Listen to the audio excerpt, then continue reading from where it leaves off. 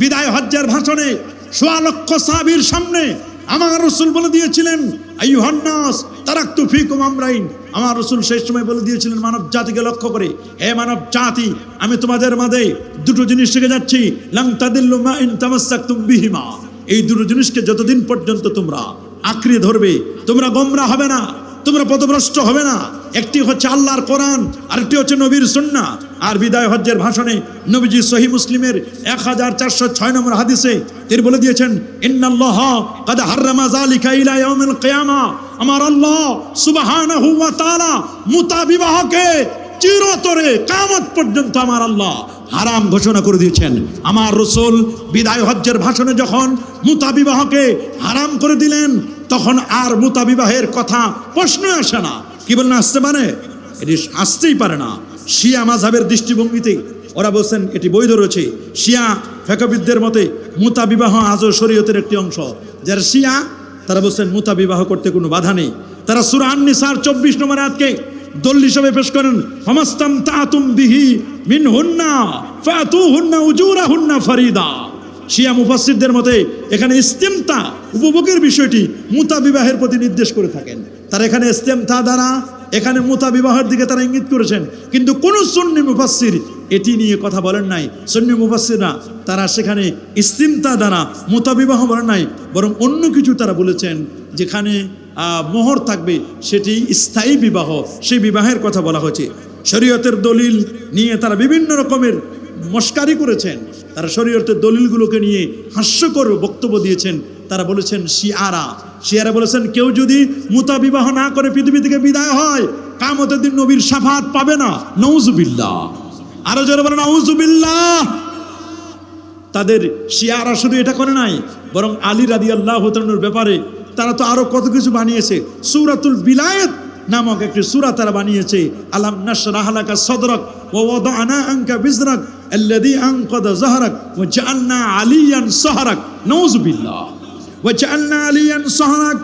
আলী রাদিয়াল্লাহু তাআলার ব্যাপারে নতুন সূরা তারা সূরাতুল বিলায়াত নামে তৈরি করে তারা মুতা বিবাহটাকে বৈধ করার জন্য বিভিন্ন রূপের বক্তব্য দিয়েছেন।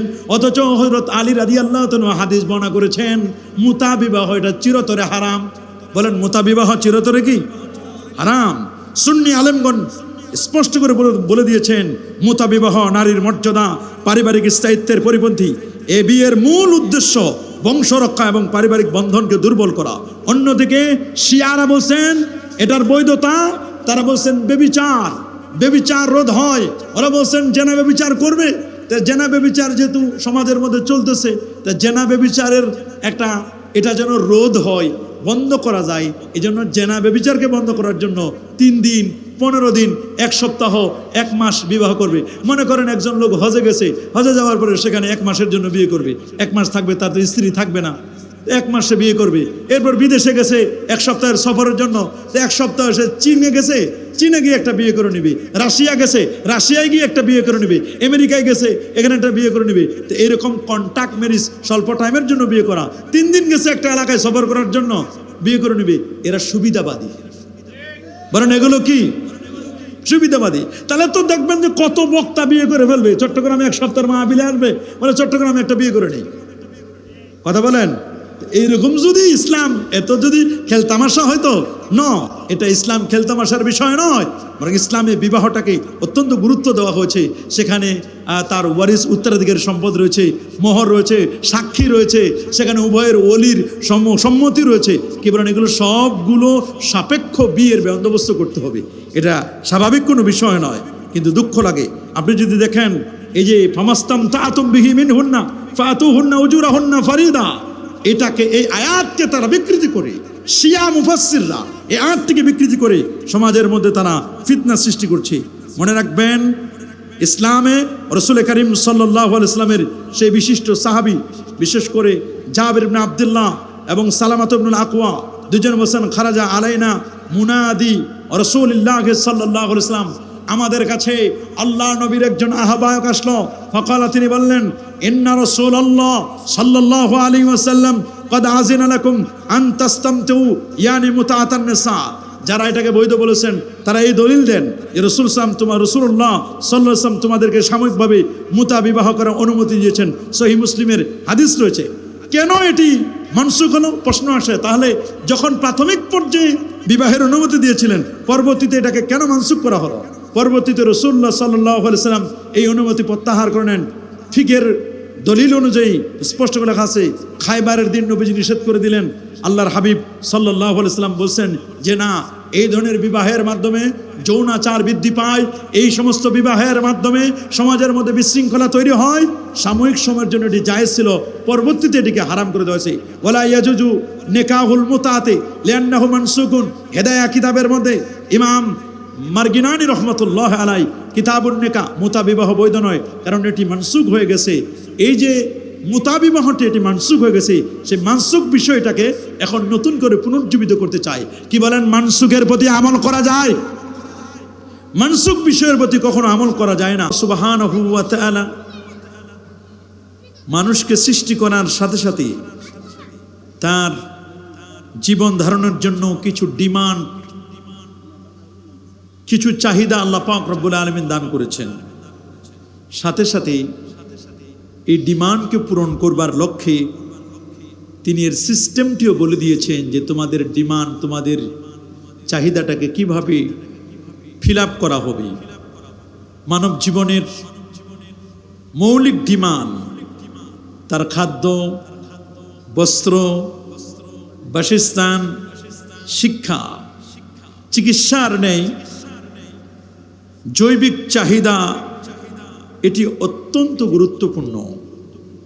এই চাহিদাকে ফিল আপ করার জন্য ইসলাম বন্দোবস্ত করেছেন ম্যারেজ সিস্টেম বা বিবাহের এই সিস্টেম। সুবহানাল্লাহ বলেন। আল্লাহ সুবহানাহু ওয়া তাআলা পৃথিবীর প্রথম মানুষ সাইয়্যিদুনা আদম সফিউল্লাহ আলাইহিস সালাতু ওয়াস সালামকে নিজের ইয়াদ, কুদরতি ইয়াদ দ্বারা তিনি সৃষ্টি করেছেন। নেক্সটে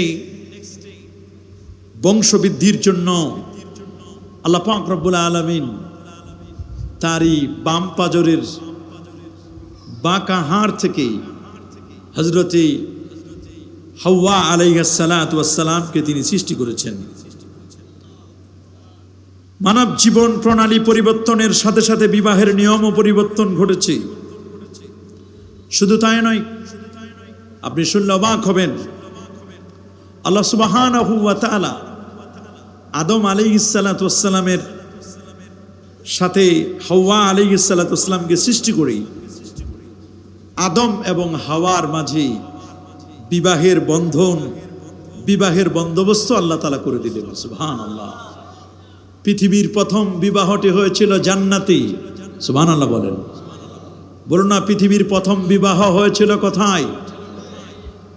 পৃথিবীর প্রথম বিবাহ হয়েছিল জান্নাতে, এবং যেই বিবাহের মোহর ছিল প্যারা নবী রাসূল করিম সাল্লাল্লাহু আলাইহি ওয়াসাল্লামের প্রতি দরুদ শরীফ। সুবহানাল্লাহ, আল্লাহু আকবার বলেন। মানুষের তিলকাল আইয়ামু নুদাবিলুহা বাইনান নাস, মানব জীবন প্রণালী পরিবর্তনের সাথে সাথে বিবাহের সিস্টেমের মধ্যে অনেক পরিবর্তন এসেছে। শেষ পর্যন্ত প্যারা নবী রাসূল করিম সাল্লাল্লাহু আলাইহি ওয়াসাল্লাম জাহিলি যুগের সকল কুসংস্কার দূর করে নারীদেরকে বিবাহের মাধ্যমে মর্যাদা দান করেছেন। কিন্তু কালের বিবর্তনে বাংলাদেশের মুসলমানগণ বিবাহের যে ইসলামী পদ্ধতি ভুলে অনেকটা বিধর্মীদের রসম রেওয়াজের সাথে মিশে যাচ্ছে।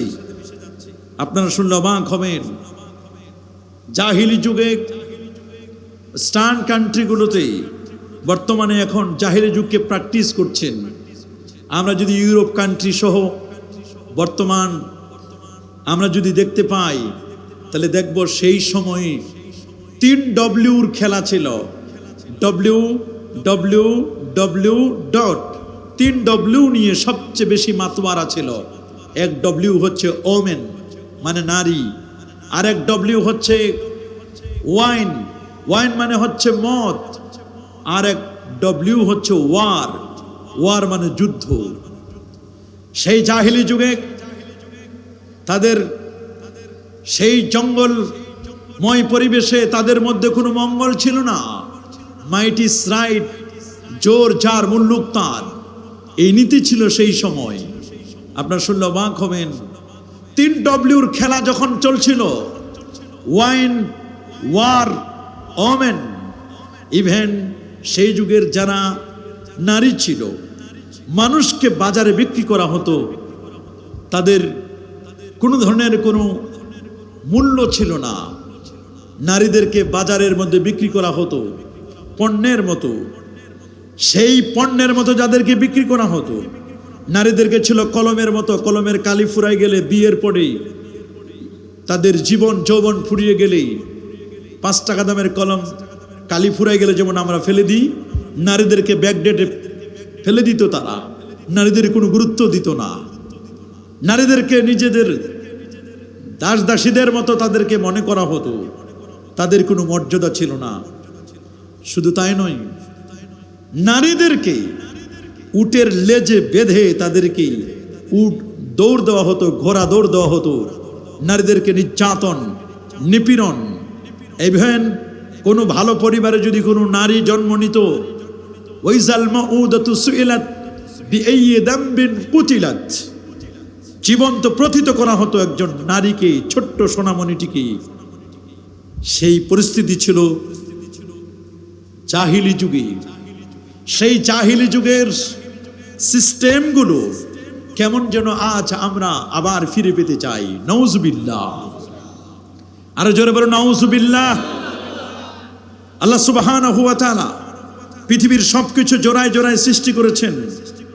এমনকি লতা পাতা, গাছপালা সবগুলোকে আল্লাহ তাআলা জোড়ায় জোড়ায় বানিয়েছেন।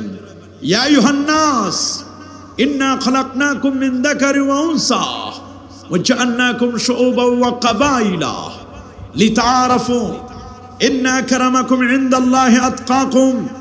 হে মানব জাতি, আমি তোমাদেরকে সৃষ্টি করেছি মিন যাকারি ওয়া উনসা, এক নর এবং এক নারী, আদম এবং হাওয়া থেকে। এরপরে আমি তাদের থেকে মিন যাকারি ওয়া উনসা ওয়া জাআলনাকুম শুউবান ওয়া কাবাইলা, এরপর আমি তোমাদেরকে বিভিন্ন গোত্রে গোত্রে বিভক্ত করে দিয়েছি।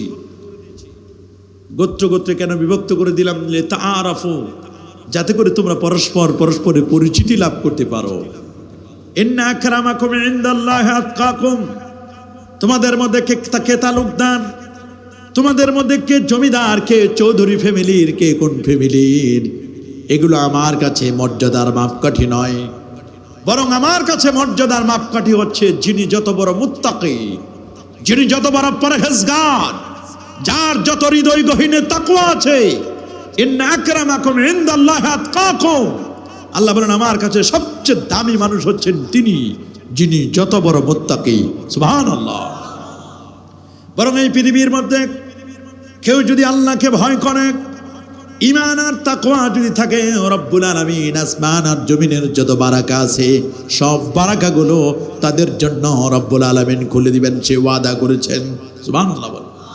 সূরাতুল আরাফ 96 নম্বর আয়াত আল্লাহ বলেন, ওয়ালাউ আন্না আহলাল কুরা আমানু ওয়াত্তাকাউ লাফাতাহনা আলাইহিম বারাকাতিম মিনাস সামা বারাকাতিম মিনাস সামাই ওয়াল আরদ।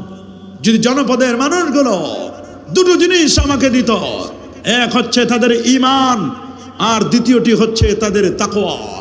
ঈমান আর তাকওয়া, এই দুইটা জিনিস যদি আমাকে দিত, আমি রব্বুল আলামিন তাদের জন্য আসমান এবং জমিন, নভমণ্ডল আর ভূমণ্ডলের যত বারাকাত আছে সমস্ত বারাকাগুলো আমি তাদের জন্য মোচন করে দিতাম। সুবহানাল্লাহ। কিন্তু আমাদের তো ইমানের মধ্যে বিষ মিশে গেছে। মধুর মধ্যে যেমন বিষ মিশায়, আমাদের ইমানের মধ্যে ওই রকম ভাইরাস পেয়ে গেছে। আমাদের ইমানের মধ্যে শিরক ঢুকে গেছে, আমাদের ইমানের মধ্যে বেদাত ঢুকে গেছে, আমাদের ইমানের মধ্যে রিয়া ঢুকে গেছে, আমাদের ইমানের মধ্যে অহংকার ঢুকে গেছে। আমাদের ইমান উই পোকার মতো ইমানকে উই পোকা খেয়ে ফেলতেছে। শিরক, রিয়া, বিদআতি সাইয়্যা, এই অন্যায়গুলো আমাদের ঈমানগুলোকে নষ্ট করে দিচ্ছি। আমাদের ঈমানের মধ্যে খললিয়াত চলে আসতেছে। তাকওয়ার তো বালাই নাই, তাকওয়ার তো আমাদের বালাই নাই। আল্লাহ রাব্বুল আলামিন বলেন ওয়া মান ইয়াত্তাকিল্লাহ, যে ব্যক্তি আল্লাহকে ভয় করবে, ইয়াজআল লাহু মাখরাজা, আল্লাহ তার জন্য এক্সিটের রাস্তা বের করে দিবেন।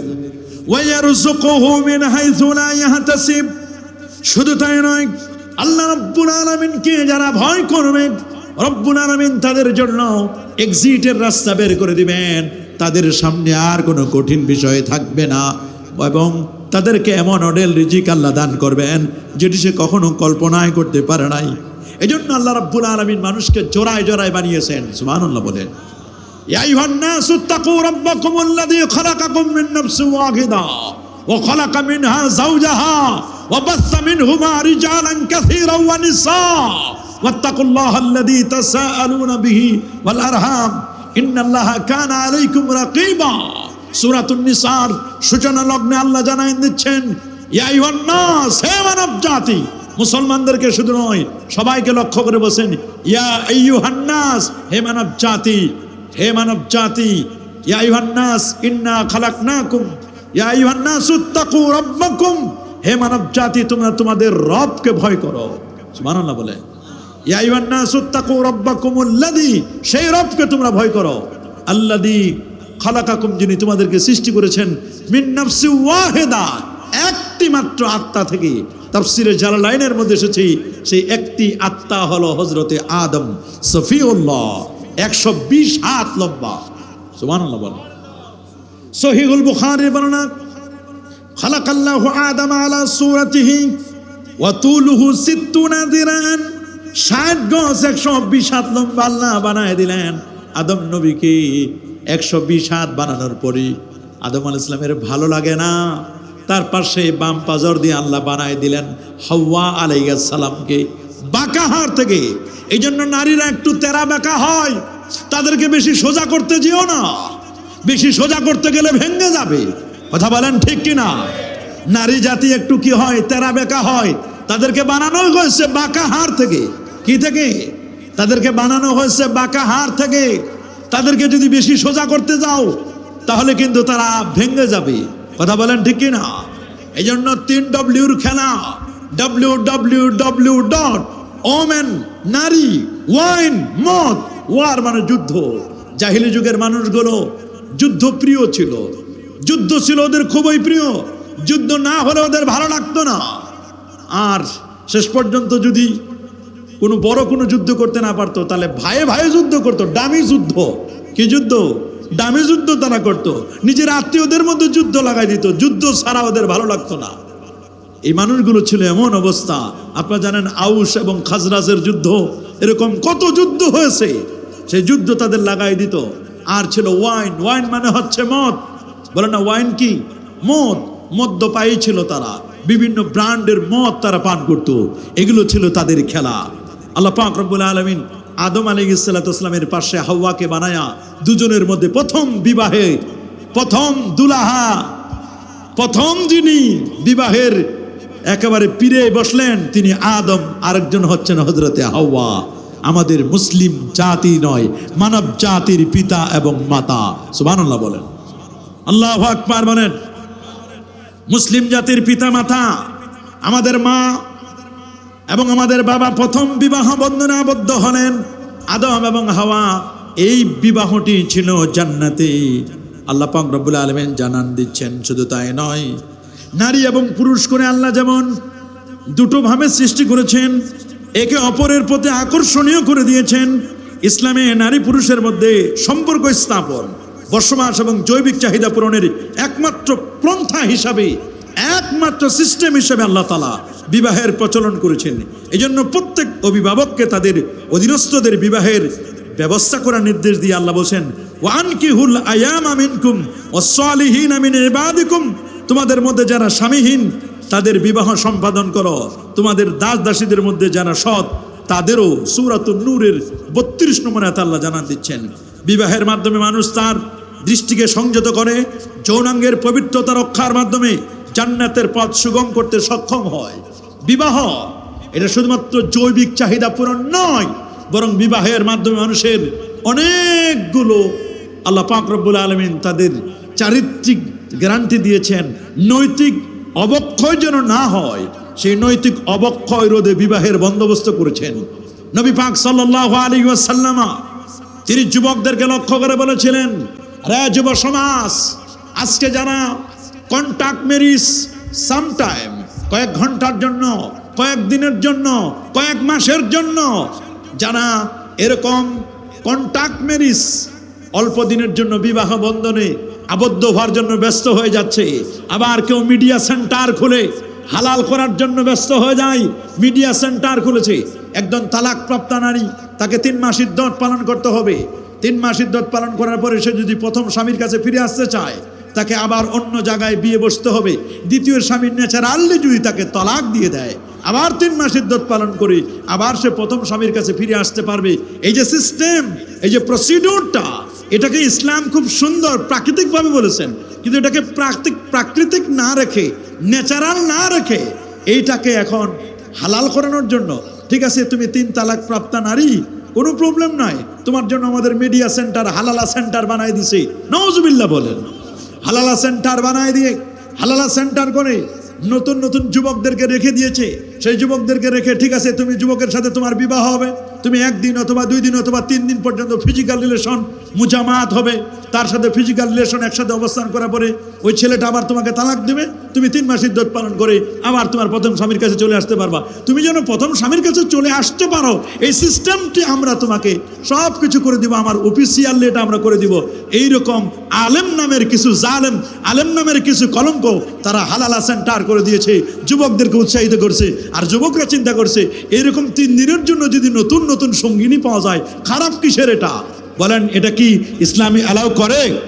কখনো ইসলাম এটাকে অ্যালাউ করে না। লানা রাসূলুল্লাহ সাল্লাল্লাহু আলাইহি ওয়াসাল্লাম আলাল মুহিল, এইরকম যারা হিল্লা করায় দেয়, হিল্লা সেন্টার যারা বানায়, হালালা সেন্টার যারা বানায়, যারা এইরকম সেন্টার তৈরি করে, আমার নবী তাদেরকে লানত করেছেন। যারা বলেন তাদেরকে অভিসম্পাত করেছেন। নবীর অভিসম্পাত যারা প্রাপ্ত হয়, এদের সাথে ইসলামে আমাদের কোনো সম্পর্ক। যুগে যুগে এরকম আলেম তৈরি হবে।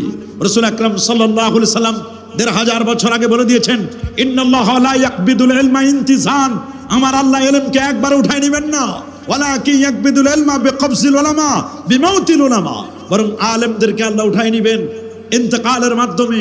আর সমাজের মধ্যে ভালো আলেম বাকি থাকবে না। হাত্তা লাম ইউবকি আলেমান, সমাজের মধ্যে ভালো আলেম মালিক বাকি থাকবে না। ওয়াত্তাখাযান নাসু রুসান জুহালা, মানুষ তখন জাহেলদেরকে আলেম মনে করবে। যারা জাহেল তাদেরকে কি মনে করবে? আমাদের সমাজে তাই হচ্ছে, যারা জাহেল তাদেরকে বলা হয় আল্লামা। কি বলা হয়? আমাদের মধ্যে যারা জাহেল তাদেরকে বলা হয় কি? আল্লামা। আল্লামা হওয়ার জন্য কিছুই লাগে না, শুধু একটা ভালো পেট হলে হয়, চেহারাটা একটু এক্সিলেন্ট গোল আলুর মতো চেহারা হলে হয়, পোশাক আশাকটা যদি আর পাগড়ির একটু খালি ভালো করে ভাঁজ দিতে পারেন, একটা সুন্দর আংটি, আর একটু কণ্ঠটা যদি ভালো হয়, আর একটু জিকির আজকার, একটু হালের পর একটু ফাল, আর একটু যদি খালি সুর তাল যদি ভালো হয়, আরে বাপরে বাপ, মাদ্রাসায় পড়ুক আর না পড়ুক উনি আল্লামা। আমার দেশের আল্লামা সহজ, অথচ নিজে মুন্সিও না, মাওলানাও না। কথা বলেন ঠিক কি না? এইরকম আল্লামা সমাজের মধ্যে থাকবে। হাত্তা লাম ইউবকি আলেমান ওয়াত্তাখাযান নাসু রুসান জুহালা ফাসুইলু, তাদেরকে বিভিন্ন রকমের প্রশ্ন করা হবে। ওয়াফতাউ বিগাইরি ইলমিন, ফতোয়া দিবেন এলেম ছাড়া, কোনো নলেজ নাই, কোনো জ্ঞান নাই, তারা ফতোয়া দিবেন। রেজাল্ট হবে দল্লু আদাল্লু, নিজেরা যেমন গোমরা হবে মানুষদেরকেও তেমন গোমরা করবে। আজকের সমাজে গোমরা করার মানুষ নাই। কথা বলুন, জোরে বলুন। গোমরা করার মানুষগুলো আজকের সমাজে তারা কন্টাক্ট ম্যারেজ, মুতা বিবাহ, যেটা রাসূল আকরাম সাল্লাল্লাহু আলাইহি ওয়াসাল্লাম একটি সিচুয়েশনকে কেন্দ্র করে, ইসলামের প্রাথমিক যুগে একটি সিচুয়েশনকে কেন্দ্র করে প্যারা নবী রাসূল করিম সাল্লাল্লাহু আলাইহি ওয়াসাল্লামের সাহাবাগণ যখন যুদ্ধে যেতেন, যুদ্ধে গেলে কখনো 1 মাস, কখনো 2 মাস, কখনো 3 মাস পর্যন্ত বাড়ি থেকে বের হয়ে যেতে হতো। বাড়ি থেকে বের হয়ে গেলে তারা স্ত্রীদের সান্নিধ্য পেত না। যখন স্ত্রীদের সান্নিধ্য থেকে তারা অনেক দূরে, যুদ্ধে তাদের মনোনিবেশ করতে কষ্ট হয়ে যেত। টকবকে যুবক সাহাবীনা 3 মাস 4 মাস পর্যন্ত কেমনে একা থাকবেন? ইসলামের প্রাথমিক যুগে নবীজি প্রত্যাদেশ পেয়ে আল্লাহর পক্ষ থেকে তিনি জেনে ওয়াহী পেয়ে রাসূল করিম সাল্লাল্লাহু আলাইহি ওয়াসাল্লাম তিনি আল্লাহর পক্ষ থেকে জেনে সাময়িক সময়ের জন্য তিনি মুতাবিবাহ কন্ট্যাক্ট ম্যারেজ এটা নবীজি সাময়িক সময়ের জন্য তিনি বৈধ করেছিলেন। নেক্সট ডে এটিকে তিনি কিয়ামত পর্যন্ত হারাম ঘোষণা করেছেন। সেই একটি বিষয়কে তারা নতুন করে এখন বের করছে যে না, আমাদের প্রয়োজনে এখন কন্ট্যাক্ট ম্যারেজ দরকার, এখন একটা দিয়ে তাদের হয় না। নাউজুবিল্লাহ বলেন। যদি ইসলাম বলেছে চারটার অপশন আছে, চারটা সুন্নত নয়, অপশন আছে চারটা, বলেন চারটার অপশন আছে। যদি কেউ একটার সাথে ইনসাফ করতে না পারে তাহলে দ্বিতীয়টা তার জন্য বৈধ নয়, তৃতীয়টা বৈধ নয়, চতুর্থটা তো প্রশ্নই আসে না। ইনসাফ যদি কায়েম করতে পারে, ইসলাম অ্যালাউ করেছে চারটা পর্যন্ত বিয়ে করতে পারবি। কথা বলুন ঠিক কিনা? আপনি শুনে অবাক হবেন, রাশিয়ান একজন মহিলা আমার নবীর বায়োগ্রাফির উপর, নবীজির জীবনীর উপর একটি বই লিখলেন, নাম দিলেন মুহাম্মদ সাল্লাল্লাহু আলাইহি ওয়াসাল্লাম। রাশিয়ান সেই মহিলাকে জিজ্ঞেস করা হলো, রে বোন, তুমি মুহাম্মদের উপর বই লিখলা, মুহাম্মদের বায়োগ্রাফির উপর বই লিখেছ, বই লিখে মুহাম্মদের বায়োগ্রাফি লিখেছ, তুমি কি মুহাম্মদের বায়োগ্রাফিতে পাও নাই মুহাম্মদ 11টি বিয়ে করেছেন? সেই মুহাম্মদ 11টি বিয়ে করেছেন এবং 11টি বিয়ে করে তুমি জানো না নারীদের সম্ভ্রমকে নষ্ট করেছেন। নাউজুবিল্লাহ। 11টি বিয়ে করেছেন আর তুমি একজন নারী হয়ে সেই মুহাম্মদকে তার বায়োগ্রাফি লিখেছ এবং সেই মুহাম্মদের আনিত জীবন ব্যবস্থা ইসলামের উপর তুমি দীক্ষিত হয়েছ। সেই রাশিয়ান মেয়েটি বলল, আমি মুহাম্মদের জীবনী লিখতে গিয়ে যখন দেখেছি মুহাম্মদ সাল্লাল্লাহু আলাইহি ওয়াসাল্লাম 11 জন বিয়ে করেছেন, আমি তার 11 জন বিয়ের কাহিনীটা পড়েই আমি কালেমা পড়ে মুসলমান হয়েছি। জিজ্ঞেস করা হলো, হোয়াট ইজ দ্য রিজন, কারণ কি? বলে আমি অবাক হয়ে গেছি। এক একটি যার ঘরে একজন স্ত্রী আছে, মনে করবেন এক একটা স্ত্রী এক একটা রাজত্ব, একটা রাজত্ব চালানোর মতো। কথা বলেন ঠিক কিনা?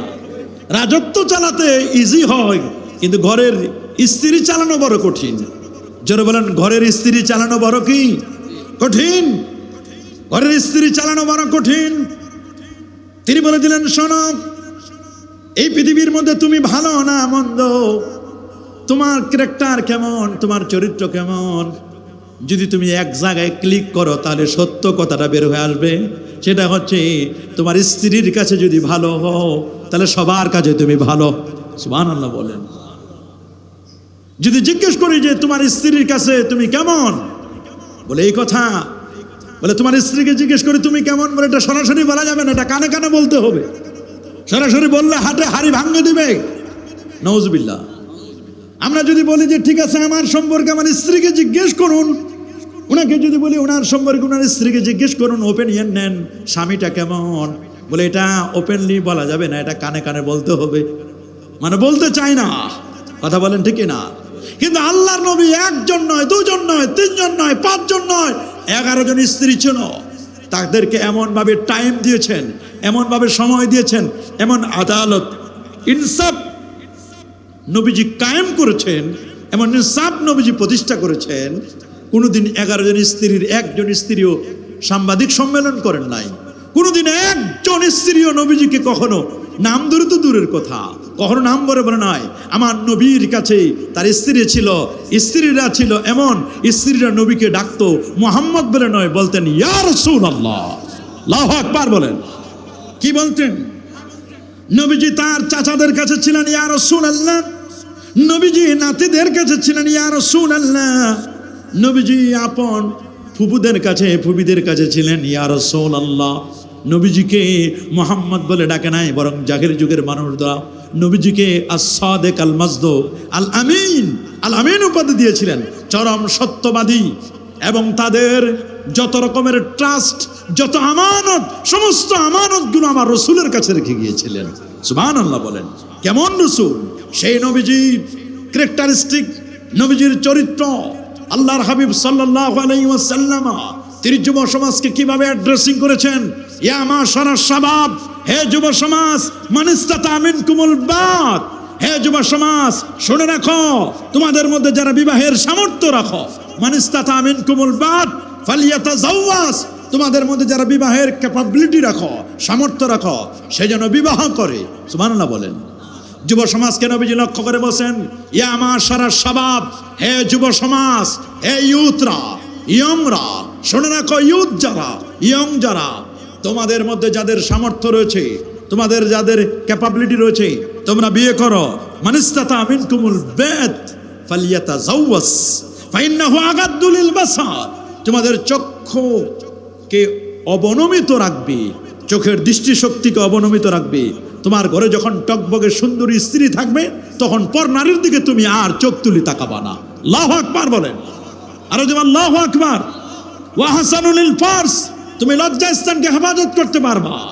ওমান লাম ইয়াস্তাতি, আর যে ব্যক্তি বিবাহ করার সামর্থ্য নেই, ক্যাপাবিলিটিতে নেই, কুলায় না, ফালাইহি বিসাওম, আমার রাসূল বলে দিয়েছেন তার উচিত হলো রোজা রাখা। সুবহানাল্লাহ বলেন। রোজা রাখলে তুমি তোমার কুপ্রবৃত্তিকে দমন করতে পারবা, তোমার শাহওয়াতকে দমন করতে পারবা। ফাইন্নাহু লাহু বিজা, কারণ রাসূল আকরাম সাল্লাল্লাহু আলাইহি ওয়াসাল্লাম বলেন সিয়াম হচ্ছে যৌবনকে দমন করার একটি মাধ্যম। এটা তোমার যৌবনকে, তোমার যৌবনকালকে দমন করার একটি মাধ্যম। মনে রাখবেন, যেই সমাজে জেনা ব্যভিচার ইজি, সেই সমাজে বিবাহ বড় কঠিন।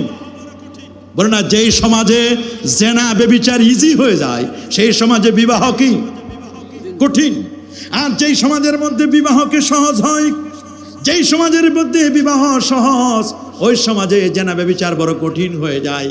আমাদের সমাজের মধ্যে বিবাহটাকে সহজ করতে হবে। আমাদের সমাজে কি বিবাহ সহজ? না, বিবাহ সহজ নয়।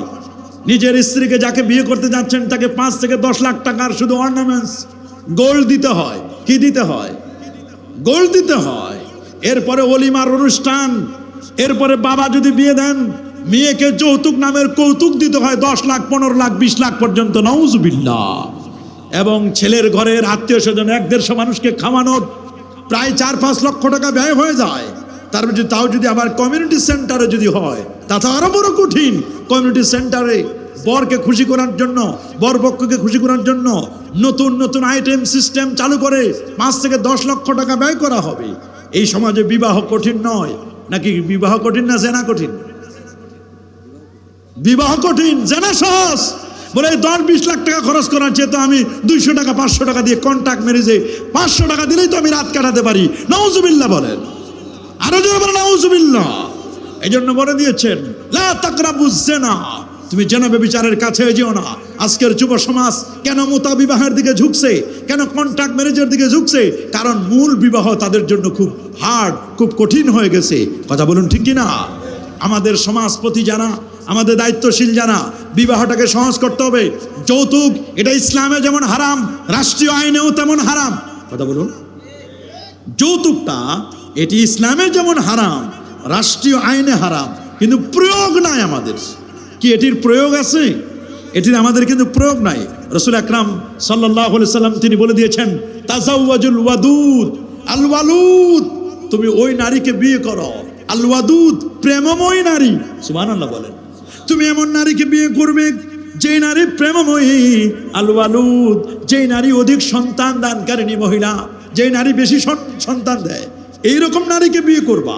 আর বর্তমান সমাজ ব্যবস্থায় কি হচ্ছে? ছেলে হোক মেয়ে হোক, 2টি সন্তানই যথেষ্ট। একটি হলে ভালো, না হলে আরো ভালো। আরো জোরে বলেন নাউজুবিল্লাহ, আরো জোরে বলেন নাউজুবিল্লাহ। যারা বলেন ছেলে হোক মেয়ে হোক 2টি সন্তানই যথেষ্ট, আমি তাদেরকে বলতে চাই, সন্তান দেওয়ার মালিক কে? হাত তুলে দেখান, সন্তান দেওয়ার মালিক কে? আরো জোরে বলুন, সন্তান দেওয়ার মালিক কে? আরো জোরে বলুন আল্লাহ, আরো জোরে আল্লাহ। সন্তান দেওয়ার মালিক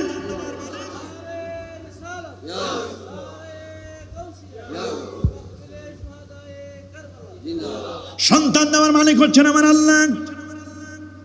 ইয়াহাবু লিমান ইয়াশাউ ইনাসা ওয়া ইয়াহাবু লিমান ইয়াশাউ যুকুর।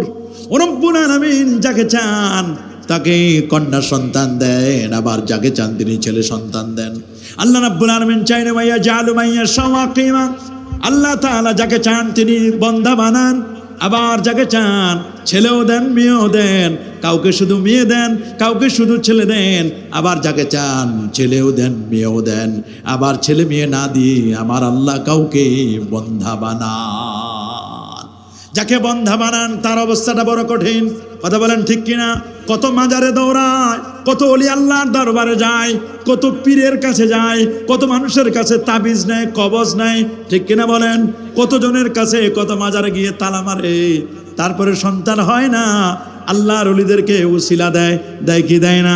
কত ডাক্তারের কাছে যায়, কত চিকিৎসকের কাছে যায়, গাইনি ডাক্তার দেখাতে দেখাতে শেষ, কিন্তু সন্তান দেওয়ার মালিককে আল্লাহ রাব্বুল আলামিন, তিনি সন্তান দিবেন। কিন্তু যারা বলে ছেলে হোক মেয়ে হোক দুটি সন্তানও যথেষ্ট, একটি হলে ভালো, না হলে আরো ভালো, যার হয় না সে বুঝে কত ভালো।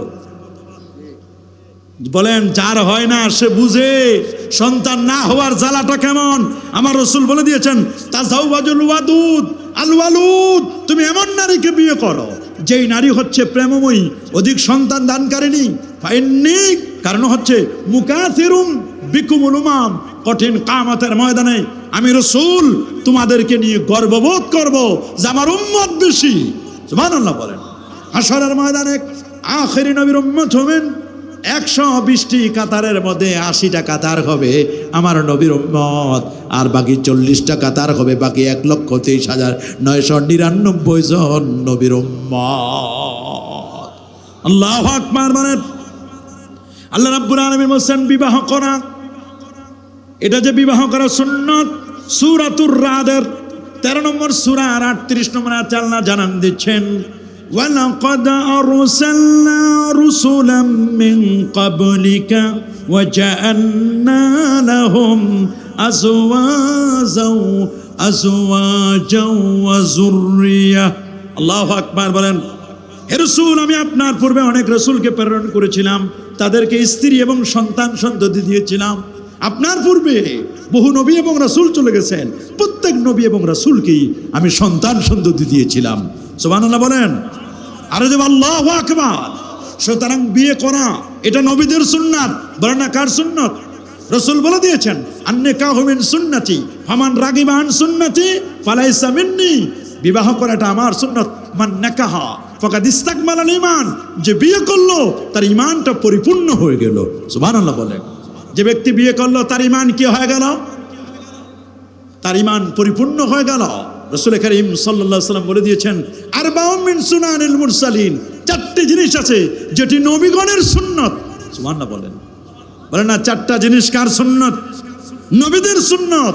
নবীদের সুন্নাত 4টি জিনিস, তার মধ্যে হচ্ছে আন-নিকাহ, বিয়ে করা নবীদের সুন্নাত, আতর ব্যবহার করা নবীদের সুন্নাত, মিসওয়াক করা নবীদের সুন্নাত। আল্লাহু আকবার বলেন। নবীদের সুন্নাত এগুলো। 3 জন ব্যক্তি আসলো, এসে নবীর পরিবারের কাছে জানতে চাইল, স্ত্রীদের নিকট জানতে চাইল আল্লাহ নবীর ইবাদত কেমন, তিনি কেমন ইবাদত করেন। বলে রাতের বেলায় তিনি কিছু অংশ ঘুমান আর কিছু অংশ তিনি ইবাদত করেন। ওরা সিদ্ধান্ত নিল, আচ্ছা নবী রাতের কিছু অংশ ঘুমান আর কিছু অংশ তিনি ইবাদত করেন। আচ্ছা, জিজ্ঞেস করলেন তিনি স্ত্রীদের সাথে, বলে তিনি স্ত্রীদের কাছেও সময় দেন, তিনি নামাজও পড়েন, আবার তিনি রোজাও রাখেন, আবার তিনি কখনো কখনো রোজাও ভেঙে দেন। এই 3 জন বসে সিদ্ধান্ত নিল, আমরা আর স্ত্রীদের কাছে যাব না, স্ত্রীদের কাছে আমরা যাব না, আমরা আর বিবাহ শাদী করব না, আমরা বিবাহ শাদী করব না। ওরা বলল, আমরা আর রাতের বেলা ঘুমাবো না, সারাটা রাত জেগে জেগে ইবাদত করলেন। নবীজি বললেন, তোমরা কি সিদ্ধান্ত নিয়েছো? ওরা ওদের সিদ্ধান্তের কথা বলল। রাসূল কারীম সাল্লাল্লাহু আলাইহি ওয়াসাল্লাম বলে দিলেন, ওয়া তাযাওয়াজুন নিসা, আমি নারীদেরকে বিবাহ করি, আমি আল্লাহর পয়গম্বর, আনা আলামুকুম বিল্লাহি ফিল মারিফাত, আমি আল্লাহ সম্পর্কে বেশি জানি, ওয়া আতকাকুম বিল্লাহ, আমি সবচেয়ে বড় মুত্তাকি, আমি নবী সবচেয়ে বড় মুত্তাকি, আমি সাইয়্যিদুল আম্বিয়া আল মুরসালিন, আমি নবী বিবাহ করি, আমি স্ত্রীদের কাছে যাই, আমি রাতের কিছু অংশ ঘুমাই, কিছু অংশ আমি ইবাদতে আত্মনিয়োগ করি, আমি একদিন ইবাদত আমি রোজা রাখি, আবার মাঝে মধ্যে আমি রোজা ভেঙ্গেও দিই। তোমরা কি সিদ্ধান্ত নিয়েছো? বলে আমরা তো সিদ্ধান্ত নিয়েছি এই। নবীজি বলে দিলেন, ফামান রাগিবা আন সুন্নতি ফালাইসা মিন্নি, যারা আমার সুন্নত থেকে বিমুখ হয়ে যায় তারা আমার ইসলামের মধ্যে তাদের কোনো অংশ নাই। আল্লাহু আকবার বলেন। রাসূল কারীম সাল্লাল্লাহু আলাইহি সাল্লামের একজন সাহাবী ছিলেন, উনি সিদ্ধান্ত নিলেন বিবাহ না করে চিরকুমার নিঃসঙ্গ জীবন যাপনের অনুমতি চাইলেন। হযরতে সাদ বিন আবি ওয়াক্কাস রাদিয়াল্লাহু তাআলা বলেন, উসমান ইবনে মাসউদ রাদিয়াল্লাহু তাআলা, রাসূলের একজন প্রিয় সাহাবী, তার নাম হযরত উসমান ইবনে মাসউদ। বলেন না কি নাম? হযরত উসমান ইবনে মাসউদ রাদিয়াল্লাহু তাআলা নবীর কাছে আসলেন, বলেন ইয়া রাসূলুল্লাহ, আমি জঙ্গলে যাব, জঙ্গল মে মঙ্গল হয়। হুজুর, জঙ্গলের মধ্যে মঙ্গল আছে, আমি স্ত্রী পুত্র সবগুলো বিয়ে শাদী বাদ দিয়ে আমি জঙ্গলের মধ্যে যাব। রাদ্দা রাসূলুল্লাহ সাল্লাল্লাহু আলাইহি ওয়া সাল্লাম আলা উসমান ইবনে মাসউদ আত-তাবাত্তুলা ওয়ালা ওয়াজনা লাহু লাকতাসাইনা। হযরত সাদ বিন আবি ওয়াক্কাস বলেন, সাহাবায়ে কেরাম অনেকে নবীর কাছে বলল, ইয়া রাসূলুল্লাহ, আমরা খাসি হয়ে যাব, আমরা বিবাহ শাদী করব না, আমরা খাসি হয়ে যাব। ইয়া রাসূলুল্লাহ, আমরা তাবাত্তুল, আমরা রাহবানিয়াত নিব। আল্লাহ নবী বলে দিলেন, লা রাহবানিয়াতা ফিল ইসলাম, ইসলামে কোনো বৈরাগ্য নেই। বলেন, ইসলামের মধ্যে কি নাই? ইসলামের মধ্যে কোনো বৈরাগ্য নেই। ইসলামের মধ্যে কোনো বৈরাগ্য নেই, তাবাত্তুল নেই। তোমরা খাসি হয়ে যাবা, বিয়ে শাদী করবে না, এটি তোমাদের ঠিক নয়। প্যারা নবী রাসূল করিম সাল্লাল্লাহু আলাইহি ওয়াসাল্লাম, রাসূল করিম সাল্লাল্লাহু আলাইহি ওয়াসাল্লাম তিনি বলে দিলেন, শোনো, তোমরা বিবাহ করো, এটা আমার সুন্নাত। আমার সুন্নাতকে উপেক্ষা যারা করবে, ইসলামে তাদের কোনো কন্ট্রিবিউশন নেই, ইসলামে তাদের কিছুই নেই। মা আয়েশা রাদিয়াল্লাহু তাআলা আনহা তিনি বলে দিয়েছেন, নিশ্চয় রাসূলুল্লাহ সাল্লাল্লাহু আলাইহি ওয়াসাল্লাম নিঃসঙ্গ জীবন যাপনকে নিষেধ করেছেন। স্বাস্থ্যগত দিক দিয়ে বিবাহ না করার অনেক অপকারিতা রয়েছে। প্রখ্যাত চিকিৎসাবিদ আল্লামা নাফিসি বলেছেন, শুক্র প্রবল হয়ে পড়লে অনেক সময় তা অত্যন্ত বিষাক্ত প্রকৃতি ধারণ করে, মন ও মগজের দিকে তা এক প্রকার অত্যন্ত খারাপ বিষাক্ত বাষ্প উত্থিত করে, যার ফলে বেহুশ হয়ে পড়া, মৃগীরোগ প্রভৃতি ধরনের ব্যাধি সৃষ্টি হয়। মানুষকে আল্লাহ তাআলা মানব দেহের মধ্যে শুক্রাণু সৃষ্টি করেছেন, স্পার্ম সৃষ্টি করেছেন। এই স্পার্মগুলো যত খরচ করবে তত স্পার্ম তৈরি হবে। এটি তৈরি হয় সাধারণত নিজের বিবাহের মাধ্যমে।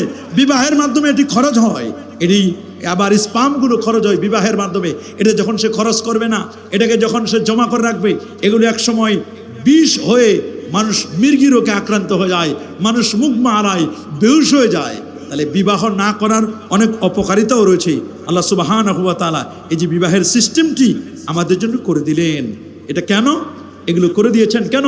স্বামী স্ত্রীর বিবাহ বন্ধন এটা আল্লাহর নির্দেশনাবলীর একটা অন্যতম নিদর্শন। সুবহানাল্লাহ বলেন। আল্লাহ রাব্বুল আলামিন যতগুলো নিদর্শন দিয়েছেন, তার মধ্যে একটা অন্যতম নিদর্শন হচ্ছে বিবাহ বন্ধনে আবদ্ধ হওয়া। সূরাতুর রুমের 21 নম্বর আয়াতে আল্লাহ বলেন, ওয়া মিন আয়াতিহি আন খালাকা লাকুম মিন আনফুসিকুম আজওয়াজান লিতাসকুনু ইলাইহা ওয়া জাআলা বাইনাকুম মাওয়াদ্দাতাও ওয়া রাহমা। সুবহানাল্লাহ। ওয়া জাআলা বাইনাকুম মাওয়াদ্দাতাও ওয়া রাহমা। আল্লাহ পাক রব্বুল আলামিন বলেন, ওয়া মিন আয়াতিহি, আর তার নিদর্শনাবলীর মধ্যে একটি অন্যতম নিদর্শন হচ্ছে আন খালাকা লাকুম মিন আনফুসিকুম, তিনি তোমাদের জন্য তোমাদের মধ্য থেকে তোমাদের সঙ্গিনীদেরকে সৃষ্টি করেছেন। আল্লাহু আকবার বলেন। কোন অচেনা একজন নারী, অচেনা একজন পুরুষ, জীবনে যাদের সাথে দেখা নাই, সাক্ষাৎ নাই, দুজনের মধ্যে যখন বিবাহ বন্ধন, আল্লাহ বলেন লিতাসকুনু ইলাইহা, এক দুজন যখন বসবাস করো, শুধু ইজাব আর কবুলের মাধ্যমে যখন ইজাব হয়, কবুল হয়, একজন আরেকজন ছাড়া বাঁচতে পারে না। বলেন, একজন আরেকজন ছাড়া কি করতে পারে না? ওয়া জাআলা বাইনাকুম মাওয়াদ্দাতা ওয়া রাহমা। আল্লাহ বলেন, আমি উভয়ের মাঝে হৃদ্যতা করে সৃষ্টি করে দিলাম। মাওয়াদ্দাতা ওয়া রাহমা, এটা শান্তির নগর, এটা শান্তির আধার আমি আল্লাহ বানাই দিলাম। হুন্না লিবাসুল লাকুম ওয়া আনতুম লিবাসুল লাহুন্না, বিবাহের মাধ্যমে সতীত্ব এবং চারিত্রিক পবিত্রতা রক্ষা করা যায়।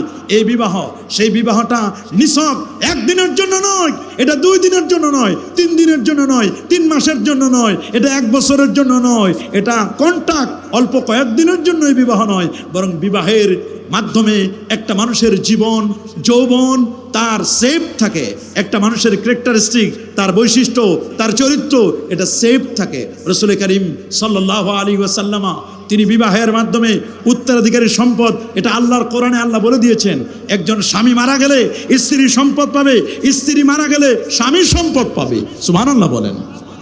স্বামী মারা গেলে স্ত্রী সম্পদ পায়, স্ত্রী মারা গেলে স্বামী সম্পদ পায়, সন্তানেরা সম্পদ পাবে। আবার তাদের উত্তরাধিকারী সম্পদের ব্যবস্থা যে সুন্দর সিস্টেম আল্লাহ করে দিয়েছেন। কিন্তু মুতা বিবাহের মাধ্যমে, কন্ট্রাক্ট ম্যারেজের মাধ্যমে কোনো ধরনের এই সিস্টেমগুলো কিন্তু নেই। সেখানে আপনি উত্তরাধিকারী কোনো সিস্টেম নেই। যেখানে উত্তরাধিকারী সিস্টেম নেই, এরকম কন্ট্যাক্ট ম্যারেজ আল্লাহ নবী প্রাথমিক যুগে এটা করেছিলেন, পরবর্তীতে এটাকে অ্যামেন্ডমেন্ট হয়েছে, এটি সংশোধন হয়ে গেছে, এটাকে মানসুখ করে দেওয়া হয়েছে। নাসেখ রয়েছে আয়াত এবং হাদিস রয়েছে। আল্লাহু আকবার বলেন। আপনি একটি মানসুখ বিষয়কে, যেটা অ্যামেন্ডমেন্ট হয়েছে, যেটা সংশোধনে আসে, একটি আগের বিষয়কে আপনি নতুন করে উজ্জীবিত করতে চান, নতুন করে উজ্জীবিত করে যুব সমাজকে প্রতারিত হচ্ছে, যুব সমাজ আজকে এরকম কন্ট্যাক্ট ম্যারেজের দিকে ধাবিত হচ্ছে। কে বা কারা? বিশেষ করে আপনারা জানেন আমাদের সমাজের মধ্যে দুটো দল আছে, একটি হলো শিয়া, বলেন একটি কি, আরো জোরে বলেন। শিয়া যেমন আছে আমাদের দেশে, ঠিক তেমনিভাবে সুন্নিও আছে, আছে না? জোরে বলেন। শিয়া যেমন আছে তেমন কি আছে? সুন্নি আছে। শিয়ারা এই বিবাহটাকে, আপনি শুনলে অবাক হবেন, শিয়ারা এই কন্ট্যাক্ট ম্যারেজটাকে এমন ভাবে ফজিলত মনে করেছে। কারা? শিয়া যারা, বলেন না কারা? আমাদের দেশের মধ্যে যারা শিয়া আছে তারা অনেকগুলো বিবাহের ফজিলত বর্ণনা করেছেন। নাউজুবিল্লাহ বলেন। মুতা বিবাহের, কিসের? মুতা বিবাহের ওই ফজিলতগুলো যদি আমি আপনাদেরকে শোনাই, আপনারা অবাক হয়ে যাবেন। আপনারা কি? তার মধ্যে একটা হাদিস, শিয়াদের হাদিস থেকে আমি শোনাচ্ছি একটা হাদিস, আপনি শুনলে অবাক হবেন। শিয়ারা কোন ধরনের কথা বলেছে? তাদের কথা হলো, শিয়ারা বলেছেন যে দেখেন, শিয়াদের বক্তব্য হচ্ছে, কেউ যদি মুতা বিবাহ না করে তাহলে সে জান্নাত তো দূরের কথা, দুনিয়ার সমস্ত আমল যদি করে আর মুতা বিবাহটা যদি বাদ দেয়, জান্নাত তো দূরের কথা, জান্নাতের ঘ্রাণও পাবে না।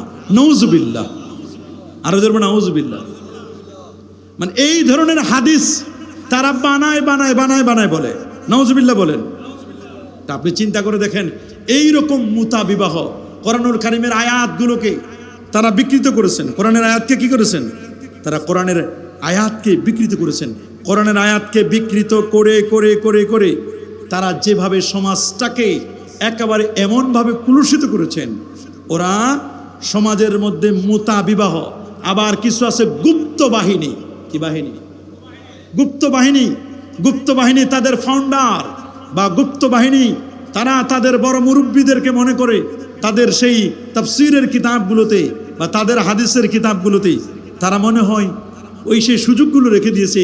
তারা এখন নতুন করে বিভিন্ন সমাজে, ইভেন আমাদের রাষ্ট্রযন্ত্রের মধ্যেও এই কন্ট্যাক্ট ম্যারেজের বিষয়গুলো তারা সংসদ পর্যন্ত তুলতে বাধ্য হয়েছে।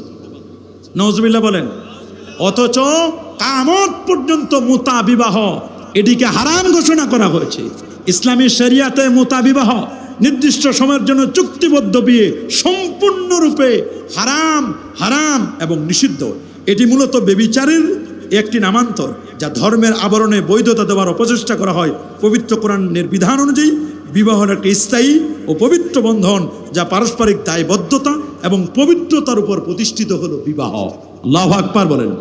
এই পবিত্র জিনিসটাকে অপবিত্র করবার জন্য আজকে আমাদের কিছু যুবককে লেলিয়ে দেওয়া হয়েছে, কিছু আলেমকে লেলিয়ে দেওয়া হয়েছে, যারা এই কন্ট্যাক্ট ম্যারেজকে পুনর্জীবিত করার জন্য, এই কন্ট্যাক্ট ম্যারেজকে সমাজের মধ্যে পুনরায় এস্টাবলিশ করার জন্য তারা উঠে পড়ে লেগেছে। অথচ রাসূলুল্লাহ সাল্লাল্লাহু আলাইহি সাল্লাম বিভিন্ন সময়ে মুতা বিবাহের নিষেধাজ্ঞা করে ঘোষণা করেছেন। সহিহ মুসলিম এবং সহিহ বুখারীর হাদিস, সহিহ মুসলিম 1406 নম্বর হাদিস, 1406 এবং বুখারী শরীফ 4216 নম্বর হাদিসের মধ্যে লেখা আছে, আল্লাহর হাবিব বলেন, আল্লাহুম্মা ইন্নী ক্বাদ কুনতু আযিনতু লাকুম ফিল ইসতিমতা'i মিনান নিসা ওয়া ইন্নাল্লাহা ক্বাদ হাররামা যালিকা ইলা ইয়াউমিল কিয়ামা। আল্লাহ নবী লক্ষ্য করে বলছেন, আল্লাহুম্মা, হে আল্লাহ, ইন্নী ক্বাদ কুনতু আযিনতু লাকুম ফিল ইসতিমতা'i ফিন নিসা, হে লোক সকল, আইয়ুহান নাস, আমি তোমাদের ইতিপূর্বে নারীদের সাথে মুতা করার অনুমতি দিয়েছিলাম।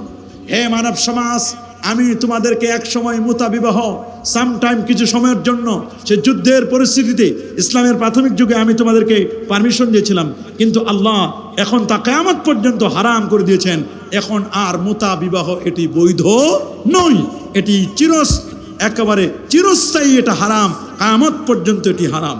খায়বার যুদ্ধের দিন আল্লাহ নবী এটা নিষেধ করে দিয়েছেন। হযরত আলীউল মুরতাদা রাদিয়াল্লাহু তাআলা হাদিসটি বর্ণনা করেছেন, আন্না রাসূলুল্লাহ সাল্লাল্লাহু আলাইহি ওয়াসাল্লাম নাহা আন মুতাআতিন নিসা ইয়াওমা খায়বারা ওয়া আন আকলি লুহুমিল হুমুরিল আহলিয়া। রাসূলুল্লাহ সাল্লাল্লাহু আলাইহি ওয়াসাল্লাম খায়বার যুদ্ধের দিন মুতা বিবাহ এবং গৃহপালিত গাধার গোশত ভক্ষণ করতে নবীজি নিষেধ করে দিয়েছেন। বুখারীর এই দুটো সহিহ হাদিস দ্বারা প্রমাণিত। আমাদের সমাজে যেই সমস্ত যুবকদেরকে লেলিয়ে দেওয়া হচ্ছে, আলেম নামের কিছু পোশাকি মানুষদেরকে নামিয়ে দিয়েছে মুতা বিবাহকে পুনর্জীবিত করার জন্য। আমি বলে দিতে চাই, তোমরা যারা মুতা বিবাহকে পুনর্জীবিত করার জন্য উঠে পড়ে লেগেছ, মুক্ত চিন্তার কিছু মানুষ তারা বলছেন কিছু হাদিস না বুঝে মুসনাদ আহমদের একটি দুর্বল এবং একটি মৌদু হাদিসকে কেন্দ্র করে তারা বলছেন রাসূলুল্লাহ সাল্লাল্লাহু আলাইহি ওয়াসাল্লাম তিনি নিজেও নাকি মুতা বিবাহ করেছিলেন। না, আল্লাহুযুবিল্লাহ, আল্লাহ নবী মুতা বিবাহ করেন নাই, বরং নবীজি মুতা বিবাহের জন্য অনুমতি দিয়েছিলেন। ফাআলাহু, নবীজি নিজে করেছেন নয়, বরং এখানে নাজিনাহু নবীজি অনুমতি দিয়েছেন। এই ফালাহু শব্দটাকে কেন্দ্র করে তারা বলছেন নবীজি নিজে করেছেন, অথচ নবী নিজে মুতা বিবাহ করেন নাই। আল্লাহ নবীর বায়োগ্রাফিতে কোথাও এইরকম কোনো প্রমাণ নেই যে নবীজি মুতা বিবাহ করেছেন, বরং নবীজি কিছু সময়ের জন্য প্রাথমিক যুগে নবীজি মুতা বিবাহের পারমিশন দিয়েছিলেন একটি রিজনকে কেন্দ্র করে, একটি কারণটা তো আমি আপনাদের কাছে খোলাসা করে দিলাম। সেই বিষয়টি আজকে সমাজের মধ্যে এটাকে তারা কারণটিকে বিশ্লেষণ না করে নবীজির উপর ব্লেম দিচ্ছেন, অপবাদ দিচ্ছেন যে আল্লাহ নবী যদি করতে পারে, নবীর সাহাবীরা যদি করতে পারে, আল্লাহ নবী যদি করতে পারেন, নবীর সাহাবীগণ যদি করতে পারেন, আমাদের করতে বাধা কোথায়? আমরা তো ওয়ারাসাতুল আম্বিয়া, নবীর ওয়ারিস, নবী করেছেন, সাহাবী করেছেন, আমরা করলে বাধা কোথায়? এরকম বলে কি বলে না? মনে রাখবেন, যারা মুতা বিবাহকে পুনর্জীবিত করতে চান, কন্টাক্ট ম্যারেজকে যারা পুনর্জীবিত করতে চান, এরকম মুক্ত চিন্তার অধিকারী মূলত নিজেদেরকে দাবি করতে পারেন মুক্ত চিন্তার অধিকারী, প্রকৃতপক্ষে এদের মূল পরিচয় এরা হচ্ছে শিয়া। বলেন এরা কি? শিয়া। বলেন এরা কি? শিয়া। শিয়ারা এরা বলেন যে এই মুক্ত চিন্তার অধিকারী শিয়ারা তারা এটাকে মূলত বলছেন যে মুতা বিবাহ এটি করা যাবে। মনে রাখবেন, মুতা শব্দটির অর্থ হলো উপভোগ করা। মুতা শব্দটির অর্থ কি? উপভোগ করা বা আনন্দ করা। শরিয়তের পরিভাষায় একটি নির্দিষ্ট সময়সীমা এবং নির্দিষ্ট মোহরানার বিনিময়ে কোন নারীকে সাময়িকভাবে বিয়ে করা। কে বলছেন মোহরও লাগে না। মোহর বলতে একটা চাদরের বিনিময়, অথবা একটা মোবাইল সেটের বিনিময়, একটা দামি কলমের বিনিময়, অথবা একটি পোশাকের বিনিময় সাময়িক সময়ের জন্য বিয়ে করা। এটা ইসলামের প্রাথমিক যুগে ছিল। ইসলাম পূর্ব আরবে এটি একটি প্রচলিত প্রথা ছিল। ইসলামের শুরুর দিকে যুদ্ধের ময়দানে বা দীর্ঘ সফরকালে সাহাবীদের বিশেষ প্রয়োজনে রাসূলুল্লাহ সাল্লাল্লাহু আলাইহি ওয়াসাল্লামের অনুমতিতে এটি সাময়িকভাবে চালু ছিল। সাময়িকভাবে এটি চালু ছিল, যেহেতু এই সিস্টেমটি জাহিলি যুগে ছিল। কোন যুগে? জাহিলি যুগে যখন ছিল, জাহিলি যুগের একটি সিস্টেম যখন আপনি বাতিল করবেন, তখন তো এটা আস্তে আস্তে করে বাতিল করতে হবে। যেমন মদ্যপান জাহিলি যুগে ছিল না? কথা বলেন না? ইসলামের প্রাথমিক যুগেও তো ছিল মদ্যপান। ইসলামের প্রাথমিক যুগে তো এরকম মদ্যপান ছিল। পরবর্তীতে ইন্নামাল খামরু ওয়াল মাইসিরু ওয়াল আনসাবু ওয়াল আজলামু রিজসুম মিন আমালিশ শাইতান ফাজতানিবু। বরং ইসলাম কোরআন নিষেধ করে দিলেন যে না, এটি খাওয়া যাবে না, মদ এটি হারাম, এটি খুব খতরনাক একটি বিষয়। রাসু কুল্লি খাতিয়া, সকল পাপের মূল হচ্ছে মদ।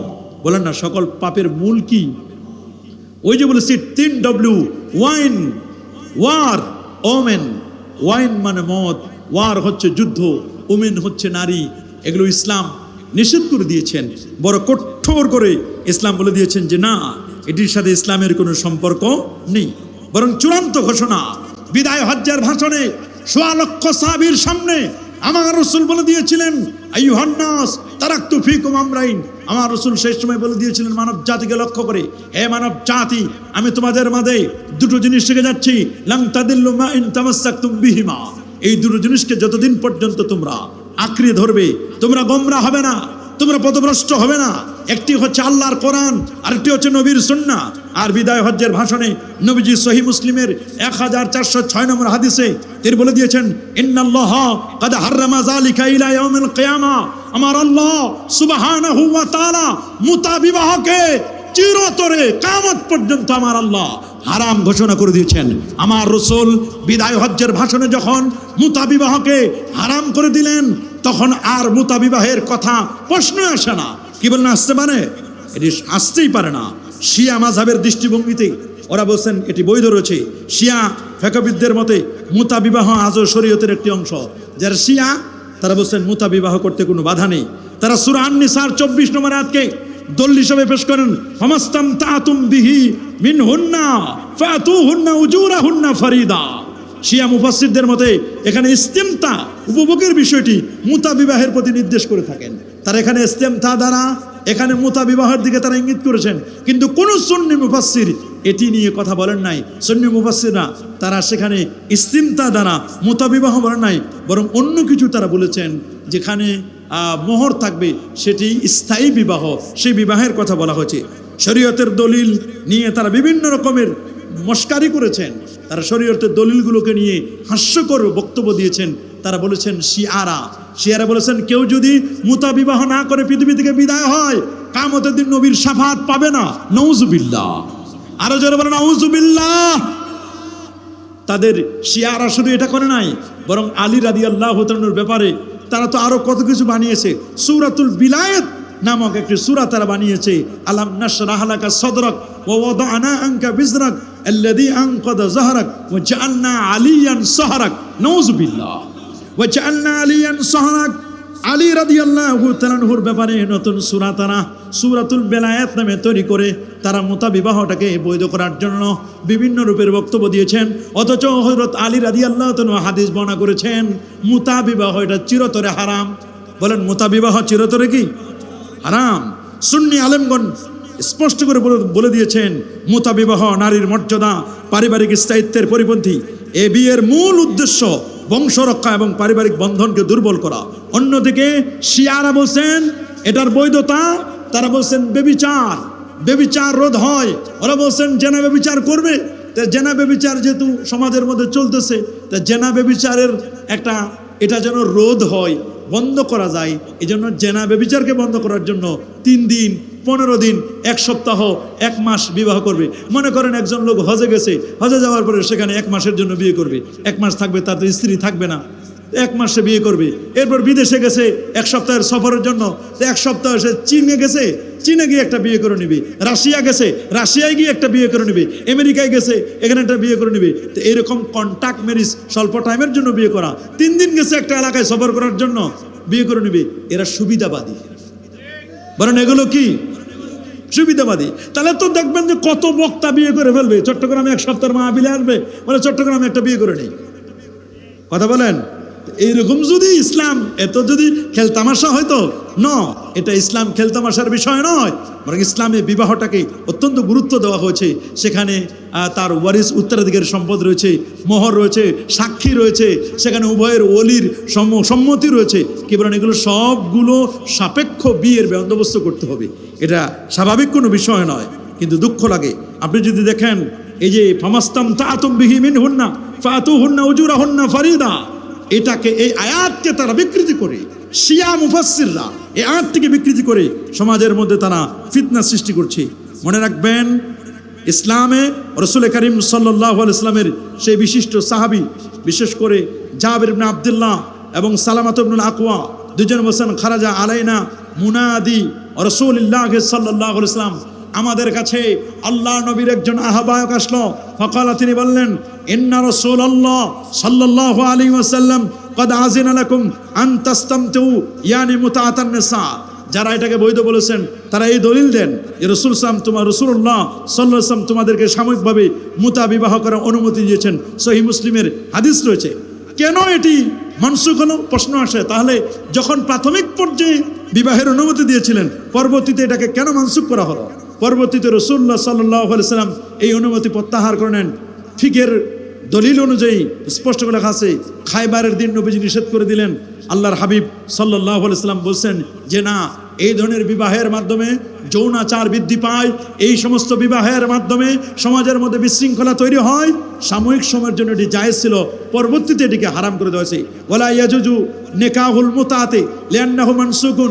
হেদায়া কিতাবের মধ্যে ইমাম মার্গিনানি রহমতুল্লাহ আলাই কিতাবুন নিকাহ, মুতাবিবাহ বৈধ নয়, কারণ এটি মানসুখ হয়ে গেছে। এই যে মুতাবিবাহটি এটি মানসুখ হয়ে গেছে, সেই মানসুখ বিষয়টাকে এখন নতুন করে পুনর্জীবিত করতে চায়। কি বলেন? মানসুখের প্রতি আমল করা যায়? মানসুখ বিষয়ের প্রতি কখনো আমল করা যায় না। আমল করতে হবে নাসেখের প্রতি। কিসের প্রতি? নাসেখের প্রতি।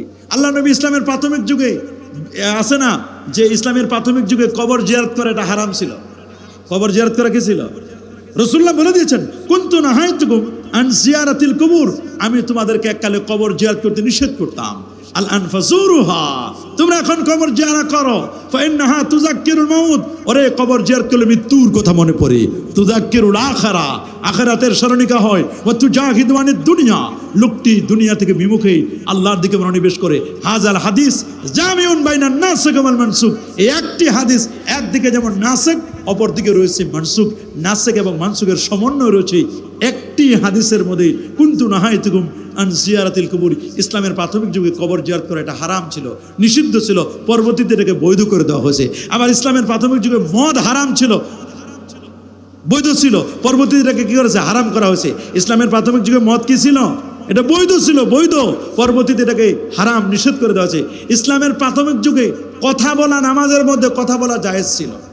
মানুষ নামাজে দাঁড়াতো, সালাম দিত, হাতে হাত মিলাইতো, জিজ্ঞেস করতো ভাই কি খেয়েছেন, তাদের নামাজের কোনো ক্ষতি হইতো না। নামাজের কি হতো না? কোনো ক্ষতি হতো না। যখন পরবর্তীতে কোরআনের আয়াত নাজিল হলো, উসকুনু ফিস সালাম, নামাজের মধ্যে তোমরা শান্ত হও, ধীরস্থিরভাবে, তখন কথা বলা নিষেধ হয়ে গেছে। আর হাত নড়াচড়া করা যাবে না। ক্বাদ আফলাহাল মুমিনুন আল্লাযীনা হুম ফি সালাতিহিম খাশিউন। এরকম ইসলামের প্রাথমিক যুগে অনেক বিষয় ছিল। ইসলামের প্রাথমিক যুগে অনেকগুলো বিষয় ছিল যেগুলো অ্যামেন্ডমেন্ট হয়েছে। গরুর এসে উটের গোস্ত খেলে উজু করার লাগতো। বলেন, উটের গোস্ত খেলে কি করার লাগতো? উজু করার লাগতো। এগুলো মানসুখ হয়ে গেছে। কি হয়ে গেছে? এরকম নাসিখ এবং মানসুখ এরকম একটি বিষয় ছিল। মুতাবিবাহ, এই কন্টাক্ট ম্যারেজ, সাহাবায়ে কেরামের ইজমা হয়ে গেছে। সুবহানাল্লাহ বলেন। এই ব্যাপারে সাহাবায়ে কেরামের কি হয়ে গেছে? ইজমা হয়ে গেছে। ইজমাউস সাহাবা, সাহাবায়ে কেরামের ইজমা। আপনারা জানেন কোরআনের দলিল হচ্ছে 4টা। বলেন না, ইসলামের দলিল কয়টা? ইসলামের দলিল কয়টা? আদিল্লাতুল ইসলামে আরবাহ, ইসলামের দলিল হচ্ছে 4টা। নাম্বার 1 কিতাবুল্লাহ, কোরআন, প্রথমটা কি? দ্বিতীয়টি হচ্ছে সুন্নাহ, কোরআন সুন্নাহ। তৃতীয়টি হচ্ছে ইজমাউল উম্মাহ, আমার রাসূল বলেছেন আমার উম্মতের ইজমাটা এটা দলিল। লা তাজতামি উম্মতি আলা দালালা, আমার উম্মত কখনো গোমরাহির উপর একমত হতে পারে না, পথভ্রষ্টের উপর একমত হতে পারে না, এজন্য ইজমাটা দলিল। আর 4 নম্বর হচ্ছে কিয়াসুল মুজতাহিদিন, গবেষকদের কিয়াস, গবেষকদের গবেষণা। এই 4টা দলিল, ইসলামের 4টি দলিল। কোনো একটি মাসআলা হয় কোরআন দ্বারা সাব্যস্ত হবে, কোরআনে না থাকলে হাদিসে থাকবে, হাদিসে না থাকলে ইজমায়ে উম্মাহ, উম্মতের ইজমা হবে। উম্মতের ইজমা 3টার মধ্যে যদি পাওয়া না যায় তাহলে কিয়াস করবে, গবেষণা করবে। সুবহানাল্লাহ বলেন, আল্লাহু আকবার বলেন। এজন্য বাবা এটা ইজমা হয়ে গেছে স্পষ্ট করে সাহাবায়ে কেরামের ইজমা। ইজমাটা কি? আন মুহাম্মদ ইবনে আলীন আন আবিহি আলীউন ক্বাল ইন্না রাসূলুল্লাহ সাল্লাল্লাহু আলাইহি ওয়াসাল্লাম নাহান মুতাআতিন নিসা ইয়াউমা খায়বার। এটা বুখারীর হাদিস 4216 প্রমাণ করছে যে নবীজির বক্তব্যে সমস্ত সাহাবায়ে কেরাম দ্বিমত পোষণ করেন নাই, সবাই এক বাক্যে স্বীকার করেছে। আর ইজমাকে যদি কেউ অস্বীকার করে তাহলে তার ঈমান থাকে? কি বলেন? ইজমাকে অস্বীকার করলে ঈমান থাকে? তাকে বেঈমান বলা হবে। ইজমাকে অস্বীকার করার কোনো সুযোগ নেই। এছাড়া হানাফি যে ফিকহ রয়েছে, ফতোয়া বাজ্জাজিয়া, কিতাবুন নিকাহ, আল মাবসুত লিস-সারাকসি 5ম খণ্ডের মধ্যে এসেছে, ওয়া কুল্লু নিকাহিন উক্কিতা বিওয়াক্তিন ফাহুয়া বাতিলুন। প্রত্যেক ওই বিবাহ যে একটি সময়ের সাথে বেঁধে দেওয়া হয়েছে এটা বাতিল। সাময়িক টাইমের জন্য, 1 মাস, 1 দিন, 3 দিন, 5 দিন, 6 ঘন্টার জন্য, 12 ঘন্টার জন্য, 48 ঘন্টার জন্য, এরকম যে বিবাহ, এই ধরনের বিবাহ সম্পূর্ণরূপে বাতিল। মানে এই ধরনের বিবাহ সম্পূর্ণরূপে কি? এরকম কন্ট্যাক্ট করে শর্ত করে বিবাহ করার কোনো সুযোগ নেই। মুতাবিবাহে, অথবা যদি বলে তোমাকে আমি বিয়ে করছি যে তোমাকে 3 দিন পরে আমি তালাক দেব, এই শর্তে বিবাহ করা যাবে? এই শর্তেও কিন্তু বিবাহ করা যাবে না। এছাড়াও রাসূলুল্লাহ সাল্লাল্লাহু আলাইহি ওয়াসাল্লাম এটা যে হারাম করে দিয়েছেন, ইমাম ইবনে কাসির রহমাতুল্লাহ আলাইহি স্পষ্ট করে তার তাফসিরে ইবনে কাসিরে সূরাতুন নিসার 24 নম্বর আয়াতে বলেন ওয়াকাদ নাসাখাল্লাহু তাআলা যালিকা বিমা শারাহু আলা লিসানে নবীহি সাল্লাল্লাহু আলাইহি ওয়াসাল্লাম মিনাত তাহরিমিল মুআব্বাদি ইলা ইয়াউমিল কিয়ামা। আল্লাহ তাআলা তার নবীর জবান দিয়ে, আল্লাহ সুবহানাহু ওয়া তাআলা তার হাবিবের জবান দিয়ে কিয়ামত পর্যন্ত আল্লাহ সুবহানাহু ওয়া তাআলা এই মুতা বিবাহ কন্টাক্ট ম্যারেজকে আল্লাহ তাআলা এটা হারাম ঘোষণা করেছেন। কি ঘোষণা করেছেন? হারাম ঘোষণা করেছেন। ফতোয়া স্বামী, যেটি রদ্দুল মুহতার 3য় খণ্ড 9 পৃষ্ঠার মধ্যে আসছে, ওয়ালা ইরসা ফিহা ওয়ালা ইদ্দাতা, মুতা বিবাহে কোনো উত্তরাধিকার বা ইদ্দত নেই। ওয়া হাযা দালিলুন আলা আন্নাহা লাইসাত নিকাহান হাকিকিয়ান, আর এটাই প্রমাণিত যে এটি প্রকৃত বিবাহ নয়। এটি প্রকৃত বিবাহ নয়। কন্টাক্ট ম্যারেজ নামে যেটাকে বলা হয় সমাজের মধ্যে যেটা চলে, এটা প্রকৃত বিবাহ নয়। ফতোয়া স্বামীর মধ্যে স্পষ্ট করে লেখা আছে ওয়ালা ইয়াজুজু নিকাহুল মুতা ওয়া ইয়াতাজাওয়াজা ইমরাআতান ইলা আজালিন মুসাম্মা ওয়া হুয়া বাতিলুন। মুতা বিবাহ বৈধ নয়। মুতা বিবাহ হলো কেউ কোনো নারীকে একটি নির্দিষ্ট সময়সীমার জন্য বিয়ে করা, আর এটি একটি বাতিল বাতিল বাতিল। এটি বারবার বলা হচ্ছে মুতা বিবাহ এটি বাতিল। ফতোয়া আলমগীরি 700 আলেম মিলে যে ফতোয়ার কিতাবটি লিখেছেন, 700 আলেম নিয়ে যে ফতোয়ার কিতাবটি লেখা হয়েছে, সেই ফতোয়ার কিতাবটির নাম হলো ফতোয়ায়ে হিন্দিয়া, যার আরেক নাম হচ্ছে ফতোয়া আলমগীরি। ফতোয়া আলমগীরির মধ্যে 1ম খণ্ড কিতাবুন নিকাহ বাবু নিকাহিল মুতা, এখানে স্পষ্ট লেখা আছে ওয়া আম্মা নিকাহুল মুতাতে ফাহুয়া বাতিলুন ইনদানা। আমাদের হানাফি মাযহাবে মুতা বিবাহ এটি সম্পূর্ণরূপে বাতিল। লিআন্নাহু নিকাহুল মুআক্কাতুন ওয়া নিকাহুল মুআক্কাতু বাতিলুন বিল ইজমা।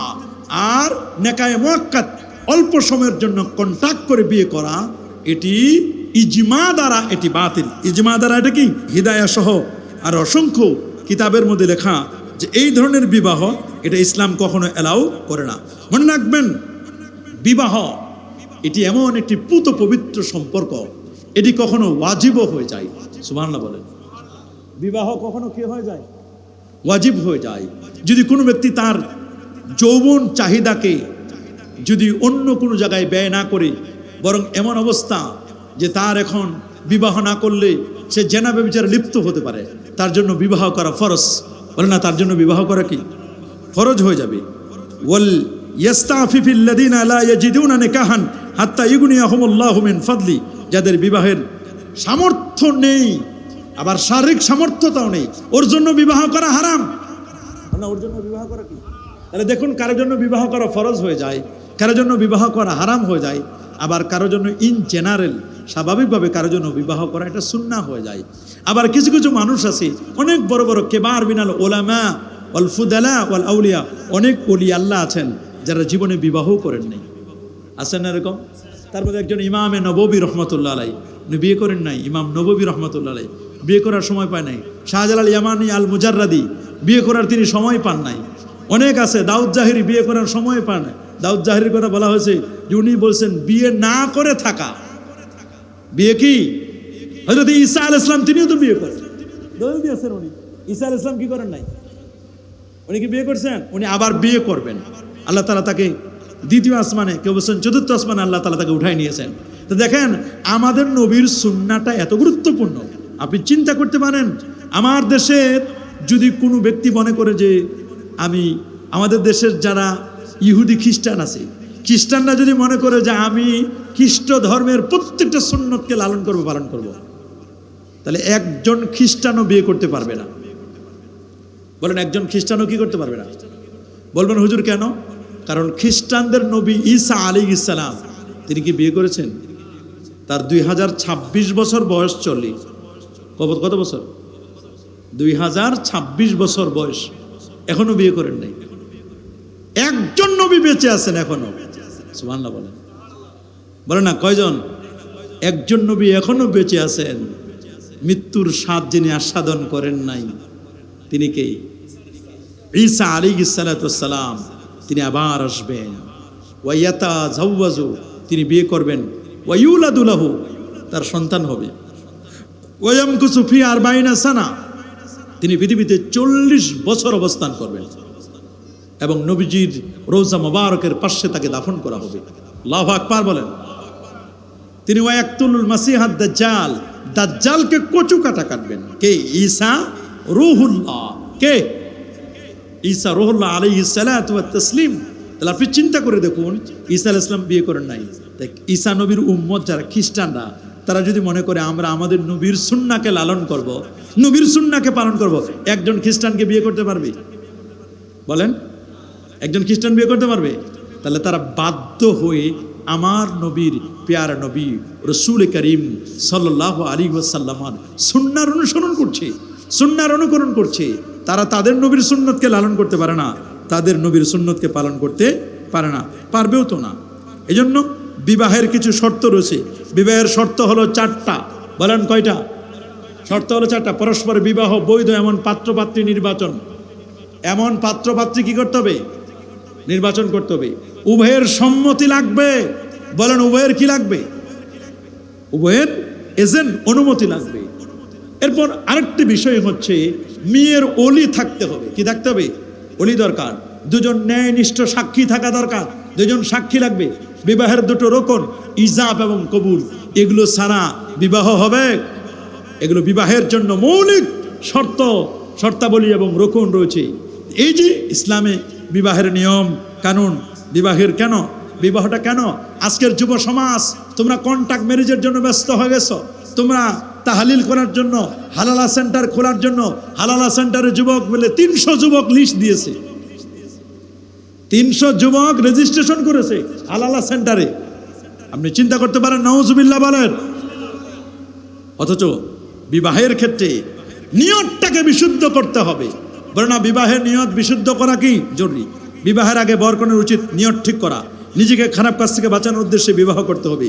যদি নিজেকে, আমি যদি আমার চরিত্রকে অবদমিত করার জন্য, চরিত্রকে, আমার নৈতিক চরিত্রটাকে এস্টাবলিশ করার জন্য, আমার চরিত্রকে সেভ করার জন্য যদি আমি বিয়ে করি, তাহলে এই বিয়ের মাধ্যমে আমার সোয়াবের ব্যবস্থা আছে না নাই? জরবনা আছে না নাই? রসুল করিম সাল্লাল্লাহু আলাইহি ওয়াসাল্লামের প্রিয় সাহাবীরা বললেন, ইয়া রাসূলুল্লাহ, ইয়া হাবিবাল্লাহ, আমাদের স্ত্রীদের সাথে যে আমরা ব্যবহার করি, স্ত্রীদের সাথে যে আমরা রিলেশনশিপ তৈরি করি, হুজুর আমাদের কি তার জৈবিক চাহিদা মেটাবে?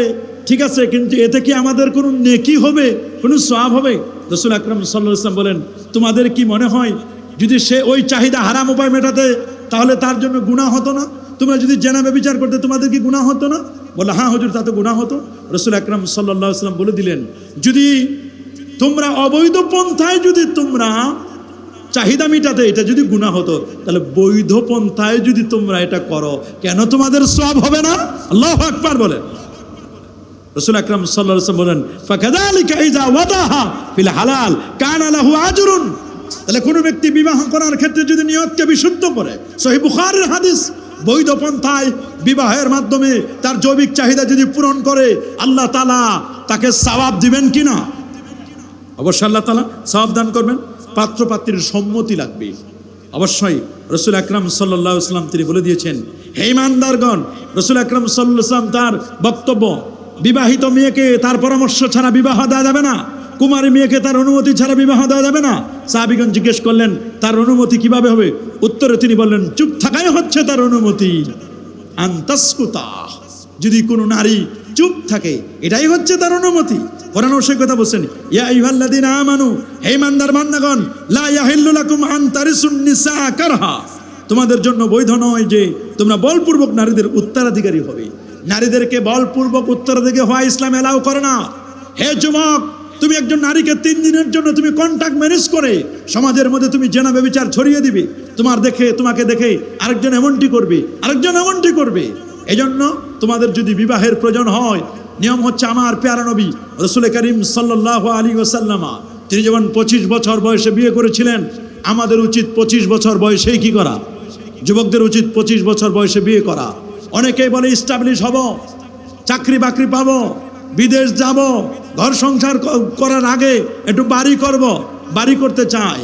এই যে কতগুলো সিস্টেম তারা চালু করতে চায়, মনে রাখবেন, ভালো করে খেয়াল করবেন, তুমি ইস্টাবলিশ হতে গিয়ে যদি তোমার পা একটা শেষ করে দাও, তোমার যৌবন যদি শেষ করে দাও, তোমার ইমানও যদি শেষ হয়ে যায়, তুমি যদি শারীরিকভাবে একটা অক্ষম হয়ে যাও, অ্যাক্সিডেন্ট করে ফেলো, তাহলে তো ইস্টাবলিশ হতে হতে এমন ইস্টাবলিশ হো না, তাহলে এই ইস্টাবলিশ হওয়ার তো কোনো অর্থ হয় না। বরং আল্লাহর হাবিব প্যারা নবী রসুল করিম সাল্লাল্লাহু আলাইহি ওয়াসাল্লাম তিনি যেমন 25 বছর বয়সে বিয়ে করেছিলেন, আমাদের যুবকদের উচিত 25 বছর বয়সে বিয়ে করা। কত বছর বয়সে? 25 বছর বয়সে বিয়ে করা। রসুল করিম সাল্লাল্লাহু আলাইহি ওয়াসাল্লাম তিনি বলেছেন, ওয়াল বিকরু তুস্তাজানু ফি নাফসিহা ওয়া ইজনুহা সামাতুহা। যুবতী কুমারী মেয়ের বিবাহের ব্যাপারে পিতাকে তার অনুমতি নিতে হবে, আর তার অনুমতি হচ্ছে চুপ থাকা। বলেন না সুবহানাল্লাহ। চুপ থাকা, এটাই হচ্ছে তার অনুমতি। এই জন্য রসুল করিম সাল্লাল্লাহু আলাইহি ওয়াসাল্লামের এই যে সিস্টেমগুলো, পাত্র এবং পাত্রীর মধ্যে সমতা আনতে হবে। সুবহানাল্লাহ বলেন। পাত্র এবং পাত্রীর মধ্যে কি আনতে হবে? সমতা। আল্লাহ রসুল বলে দিয়েছেন, তুনকাহুল মারআতু, নারীকে বিয়ে করা হবে লি আরবাইন, কয় কারণে? একজন নারীকে বিয়ে করা হবে কয় কারণে? এক, লি জামালিহা, সৌন্দর্য দেখতে হবে। সুবহানাল্লাহ বলেন। কি দেখব আমরা? একজন নারীকে যে বিবাহ করব, কি দেখব? সৌন্দর্য। নারী সৌন্দর্য আছে কিনা, নারীর সৌন্দর্য দেখব। কি দেখব? সৌন্দর্য। তবে সৌন্দর্য নারীর দেখার আগে আপনার চেহারাটাও আয়নায় দেখতে হবে। আপনি কেমন এটাও দেখতে হবে। আপনি লি জামালিহা, সৌন্দর্য দেখতে হবে। ওয়ালে মালিহা, নারীর সম্পত্তি আছে কিনা, সহায় সম্পদ আছে কিনা, এটাও দেখতে হবে। ওয়ালে নাসাবিহা ওয়া হাসাবিহা, তার বংশীয় মর্যাদা আছে কিনা। বংশীয় নারী বিয়ে করতে হবে। কি নারী দেখতে হবে? বংশীয় নারী। ওয়ানকিহুল আকফা ওয়ানকিহু ইলাইহিম, তোমরা বিবাহের জন্য উপযুক্ত পাত্রী নির্বাচন করো, সমতা দেখে বিয়ে করো। ইসলাম বলে দিয়েছে, আমার রসুল বলে দিয়েছেন, সমতা দেখবা। কুফু কি আছে? কুফু। 3 দিনের জন্য যে কন্ট্যাক্ট ম্যারেজ করলা তুমি, 1 সপ্তাহের জন্য যে বিবাহ তুমি করলা, 1 মাসের জন্য, তুমি তো একটা এলাকায় গেছো, তুমি কুফু দেখলা না, শুধু উপরের শুধু ফিটনেস দেখেই তুমি বিয়ে করলা, আর চেহারার মধ্যে ডিস্টেম্বার করে আসলো, মেকআপ করে আসলো, এটা দেখেই তুমি 3 দিনের জন্য বিয়ে করলা। এটা 5 টাকা দামের কলমের মতো কালি ফুরাই গেছে, শেষ। এটার নাম ইসলাম বিবাহ। এরকম বিবাহ ইসলাম এলাও করে না।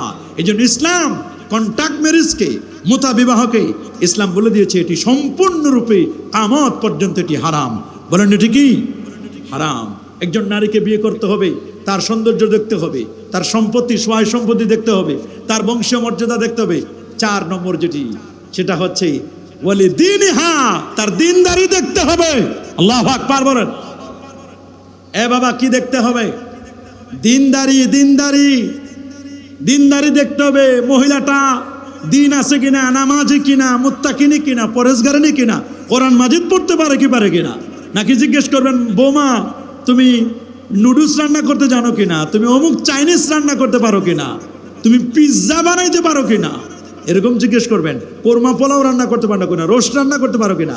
আগে মেয়ে দেখতে গিয়ে জিজ্ঞেস করতো, মা তুমি সূরা হাসরের শেষ 3 আয়াত জানো কিনা, তুমি আয়াতুল কুরসি চিনো কিনা, তুমি নফল নামাজ পড়ো কিনা, তুমি আওয়াবিন চিনো কিনা, তুমি ইশরাক চিনো কিনা, এগুলো আগে জিজ্ঞেস করতো।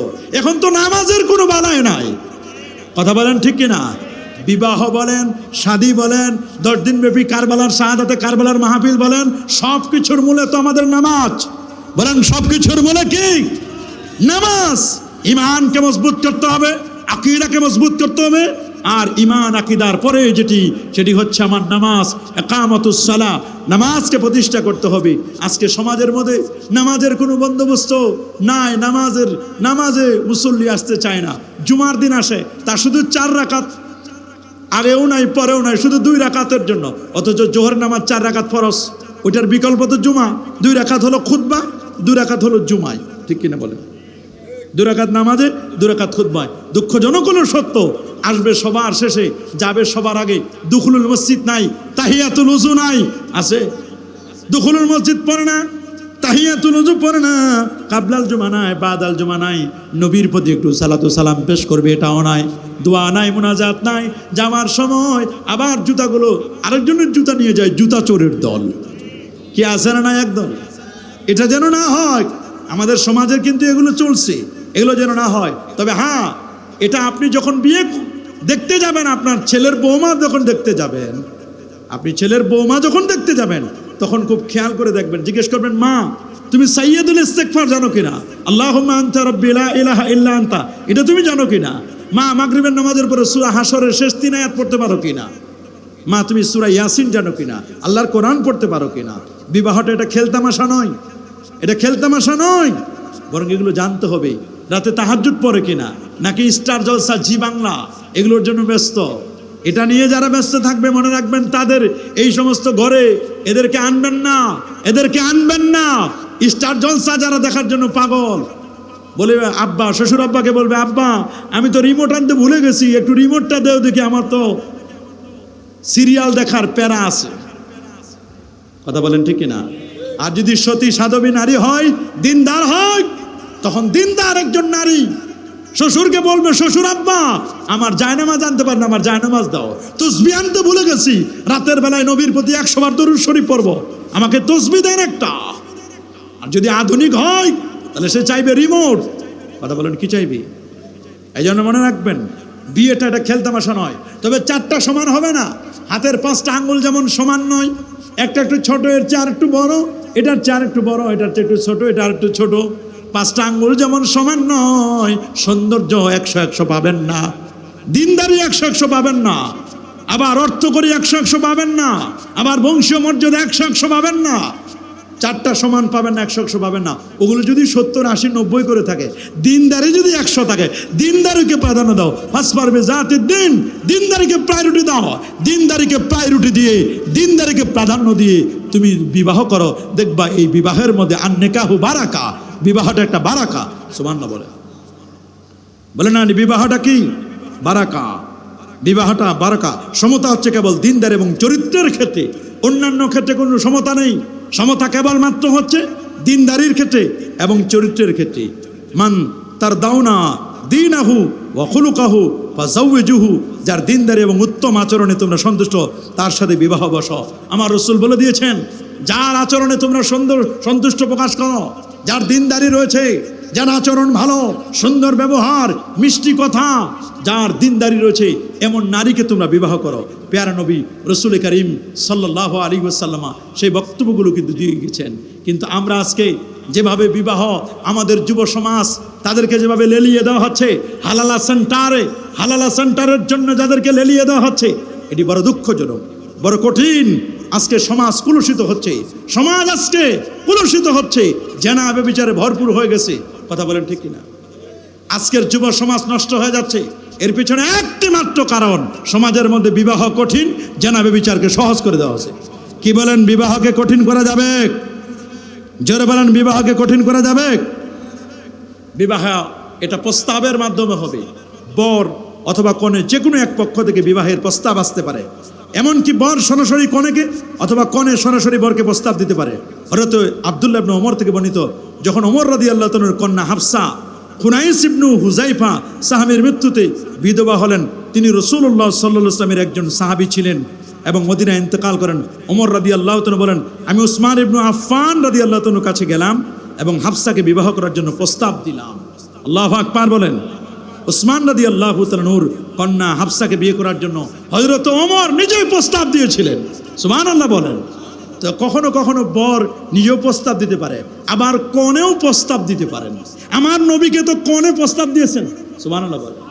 খাদিজাতুল কুবরা রাদিয়াল্লাহু তাআলা আনহার সাথে একজন তারই বান্ধবী ছিল মাইসারা, কিনা মাইসারা, কিনা মাইসারা। মাইসারা বলছে, খাদিজা, মুহাম্মদের যে চরিত্র আমি দেখেছি, তার আচরণ, তার চলন, আর তার বলন, তার কথন, এরকম আর কাউকে দেখি নাই, সম্পূর্ণ আলাদা। সুবহানাল্লাহ। তার ব্যবসা নীতি এত চমৎপ্রদ, এত সুন্দর তার কথন, এত সুন্দর তার বলন, এত সুন্দর তার সিস্টেম, এগুলো আমি কারোর মধ্যে দেখি নাই। মাইসারা বলল, খাদিজা, ইচ্ছে করলে আপনি মুহাম্মদকে বিয়ের প্রস্তাব দিতে পারেন। মাইসারার মাধ্যমে খাদিজাতুল কুবরা রাদিয়াল্লাহু তাআলা আনহা আমার রাসূলকে বিয়ের প্রস্তাব দিলেন।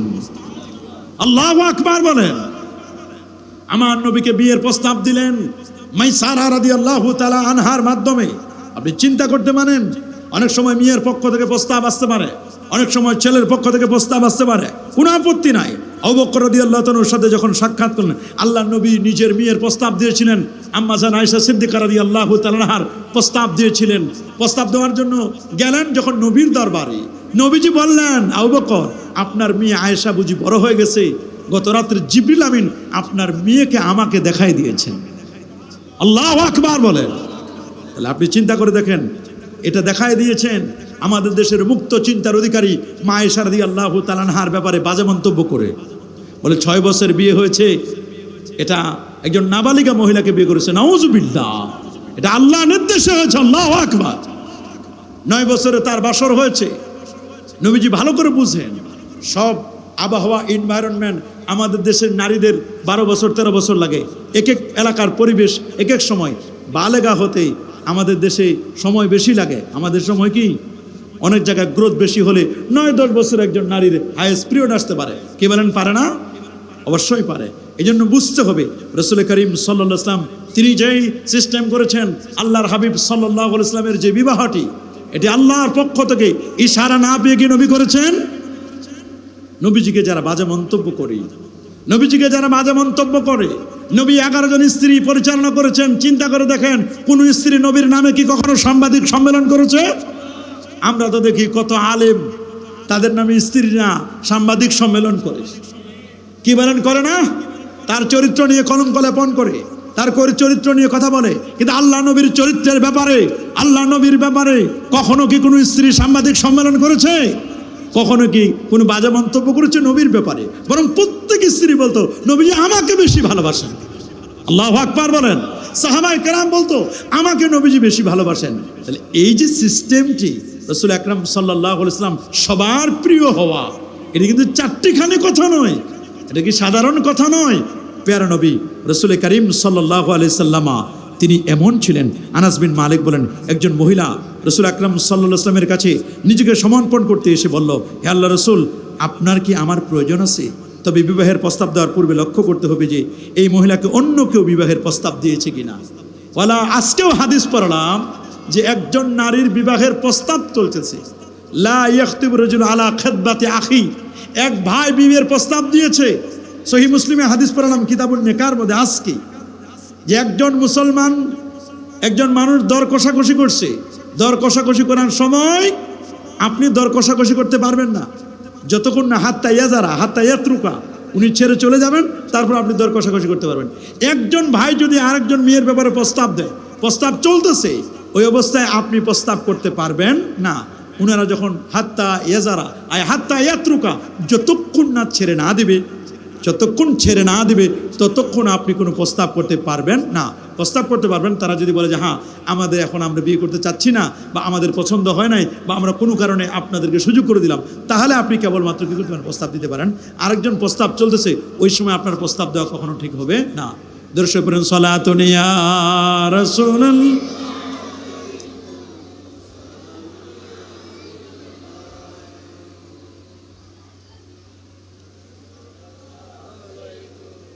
সালাতুন ইয়া রাসূলুল্লাহ।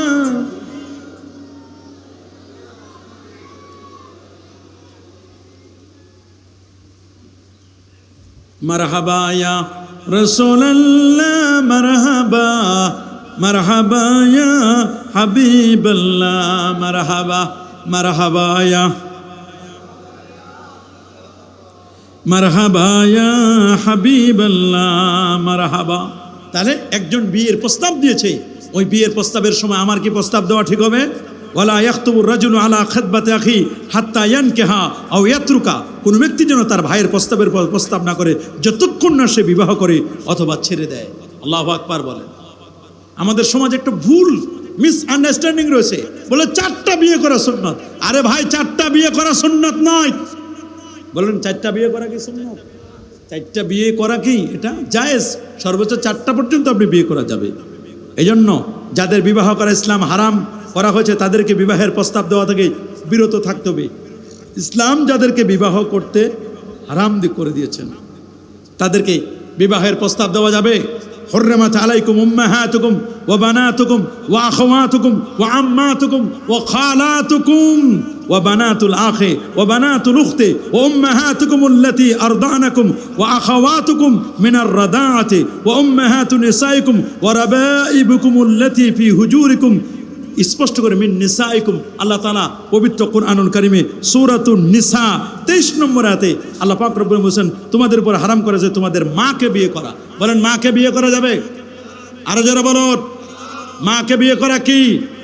মেয়েকে বিয়ে করা, বোনকে বিয়ে করা, ফুবুকে বিয়ে করা, খালাকে বিয়ে করা, ভাতিজিকে বিয়ে করা, ভাগিনীকে বিয়ে করা, এবং ওই মা যারা তোমাদেরকে স্তন্যপান করেছে দুধ মাতাকে বিয়ে করা হারাম। দুধ বোনকে এবং আমাদের স্ত্রীর মা মানে শাশুড়ি, তোমরা যাদের সাথে সহবাস করেছো সেই স্ত্রীদের কন্যা যারা তোমাদের লালন পালনে আছে, যদি তাদের সাথে তাদের ফিজিক্যাল রিলেশন না হয়ে থাকে তবে এই বিবাহ তোমাদের কোনো গুনাহ নেই। তোমাদের ঔরজাত পুত্রদের স্ত্রী বৌমা, কাকে? বৌমাকে বিয়ে করা যাবে? দুই বোন একত্রে বিয়ে করা যাবে? নাউজুবিল্লাহ। আছে না এরকম? আছে না? যাকে বিয়ে করেছে তার বোনের সাথে দহরম মহরম শেরিকার সাথে, আছে না নাই? নাউজুবিল্লাহ মাআযাল্লাহ। আবার দুই বোনকে বিয়ে করে এরকম হারাম। এগুলো সম্পূর্ণ কি? হারাম, হারাম, হারাম। তারপর বিয়ের ব্যাপারে ইসলাম যে সুন্দর সিস্টেম করে দিয়েছেন, একজন আরেকজনকে দেখতে হবে, পাত্রপাত্রী দর্শন দরকার। বিবাহের পূর্বে পাত্রপাত্রী পরস্পরকে দেখে নেওয়া উচিত, সুন্নাহ। বলে না সুবহানাল্লাহ। কোরআন বলছে ফানকিহু মা তাবা লাকুম মিনান নিসা, তোমরা বিবাহ করো সেই স্ত্রী লোককে যাদেরকে তোমাদের জন্য ভালো লাগে, যাদেরকে তোমাদের কি লাগে। মুগিরা ইবনে শুবা রাদিয়াল্লাহু তাআলা বলেন, বিখ্যাত সাহাবী, আমি জনক নারীকে বিবাহের প্রস্তাব করলাম, রাসূলুল্লাহ সাল্লাল্লাহু আলাইহি ওয়াসাল্লাম আমাকে বললেন, হে মুগিরা, তুমি কি তাকে দেখেছো? নবীজি বলে দিলেন, তুমি যে তাকে বিয়ে করতে চাচ্ছ, তুমি যে তাকে বিয়ের প্রস্তাব দিচ্ছ, তুমি কি তাকে দেখেছো? আমি বললাম, না হুজুর, আমি তো তাকে দেখতে পাই নাই। তিনি বললেন, তাকে দেখে নাও, কেননা এতে তোমাদের উভয়ের মধ্যে ভালোবাসা জন্মাবে। দেখে শুনে নিলে, কথাবার্তা একটু বলে নিলে, তবে বিয়ের আগে না। বিয়ের আগে 2 বছর 3 বছর সম্পর্ক করে বিয়ে, এটা নয়। বরং একটু দেখে নাও, বুঝে নাও, শুনে নাও, ভালো করে দেখে নাও, বুঝে নাও, শুনে নাও। প্রস্তাব দিয়ে দেওয়ার আগে একটু দেখে নিবে। রাসূল আকরাম সাল্লাল্লাহু আলাইহি ওয়াসাল্লাম বলেন, হাল নাজারতা ইলাইহা, তুমি যাকে বিয়ে করতে যাচ্ছ তুমি কি তাকে দেখে নিয়েছো? কুলতু, সাহেব বলেন, না না হুজুর, দেখে নাই। রাসূল বলেন, দেখে নাও, ফা ইন্নাহু আহারা আইয়ুতামা বাইনাকুমা, তোমরা যদি পরস্পরকে দেখে নাও, পরস্পরকে যদি দেখে শুনে নাও, তাহলে এই বিবাহের মাধ্যমে দেখে নিলে এই বিবাহটা লংজিভিটি হবে, স্থায়িত্ব হবে। আল্লাহু আকবার বলেন। হযরত আবু হুরায়রা রাদিয়াল্লাহু তাআলা আনহু তিনিও বলে দিয়েছেন, একজন লোক নবী করিম সাল্লাল্লাহু আলাইহি ওয়াসাল্লামের নিকটে এসে বললেন, সে আনসারী একটি মেয়েকে বিবাহ করার ইচ্ছে করেছে। ইয়া রাসূলুল্লাহ, ইয়া হাবিবাল্লাহ, সে একজন আনসারীকে বিয়ে করার জন্য ইচ্ছে পোষণ করেছে। রাসূল আকরাম সাল্লাল্লাহু আলাইহি ওয়াসাল্লাম তাকে বললেন, হাল নাজারতা ইলাইহা ফা ইন্না ফি উয়ুনিল আনসার শাইয়ান, তাকে দেখেছো? কেন আনসারদের লোকদের চোখে একটু দোষ থাকে। আনসারি মহিলা যারা, তাদের চোখে একটু প্রবলেম থাকে, চোখগুলো একটু সাদা বর্ণের হয়, ওদের চোখে একটু কম দেখে, তারা চোখে একটু প্রবলেম থাকে, ওদের চোখগুলো একটু হলুদ হয়ে যায়, এরকম অনেকগুলো কারণ থাকে। নবীজি বললেন যে তোমরা একটু দেখে নিবে।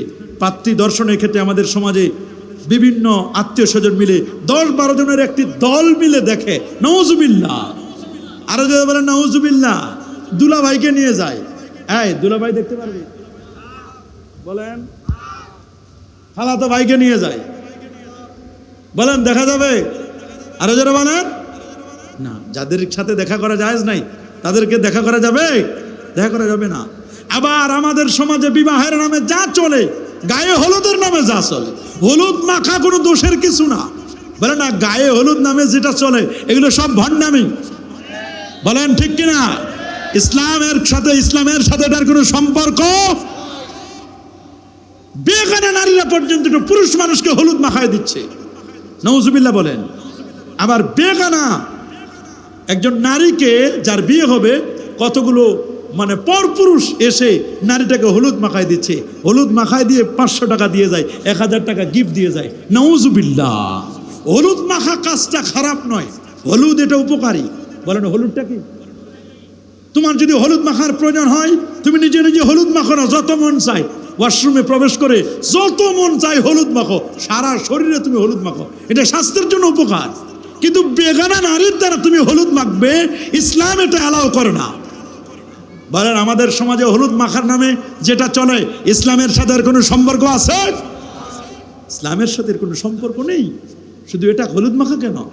হলুদ মাখার পরে আরও যা চলে, আংটি পরানো, আংটি পরানো ইসলাম এটা অ্যালাউ করে। কি বলেন, আমাদের দেশে আংটি পরানো আছে না নাই? পছন্দ হয়েছে বুকিং দিয়ে আসে। কি দিয়ে আসে? বুকিং দিবে কিসে? বলে এটা আংটি পরায় দিয়ে আসে। এটা ইসলাম লাও। আংটি পরানোর পর 3 মাস চলে। হ্যালো ভাই, 3 মাস চলে, কথা বলেন, নন স্টপ কথা চলে 3 মাস 6 মাস। 6 মাস পরে আবার দেখে যে কিছুই নাই। মনে হচ্ছে, মনে রাখবেন, যদি একজন আরেকজনের পছন্দ হয়ে যায়, ইজাব আছে, কবুল হয়েছে, তাহলে বিয়ে হয়ে যাবে। অনুষ্ঠান পরে হতে পারে। যে আমাদের যেটা করা দরকার, অলিমা করা দরকার। আউলেম ওয়ালাউ বিশা, অলিমা করা দরকার। আমাদের সমাজে অলিমা নাই। অলিমার জায়গাটা দখল করে নিয়েছে এখন অন্যটা। কথা বলেন ঠিক কিনা? এই জন্য প্যারা নবী রাসূল করিম তিনি বারবার সতর্ক করে দিয়েছেন, কোনো পুরুষ যেন অপর মহিলার সঙ্গে নিবৃত্ত অবস্থান না করে, কোনো স্ত্রীলোক যেন কোনো মাহারাম সঙ্গী ছাড়া সফর না করে। অনেকে বলে দেখবো, কথায় বলে বাড়িতে না, বাড়িতে দেখতে চায় না, বাড়িতে দেখার সিস্টেম নাই, বলে অমুক রেস্টুরেন্টে দেখবে। নাউজুবিল্লাহ বলেন, আরো যাবেন নাউজুবিল্লাহ। একজন লেখছে, হুজুর আমার শালিকে বিয়ে করা যাবে কিনা? যাবে যদি আপনার বউ মারা যায়। কথা বলেন, আপনার শালিকে বিয়ে করতে আপনি পারবেন যদি কি হয়, বউ যদি মরে যায় তাহলে শালিকে বিয়ে করতে পারবেন। বউ যতদিন বেঁচে আছে ততদিন শালিকে বিয়ে করা যাবে না। চিঠি পাঠাইছে, দেখেন না, বউ যতদিন বেঁচে আছে ততদিন শালিকে কি দেখছেন, শালিকে বিয়ে করার শখ। শালিকে যদি বিয়ে করতে চান তাহলে বউকে মারতে হবে।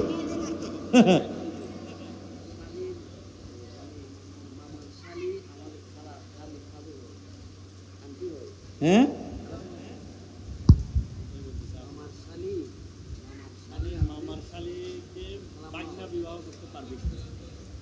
মামার শালিকে, মামার শালিকে বাগিনা বিবাহ করতে পারবে। আপনার কি হবে সম্পর্কে?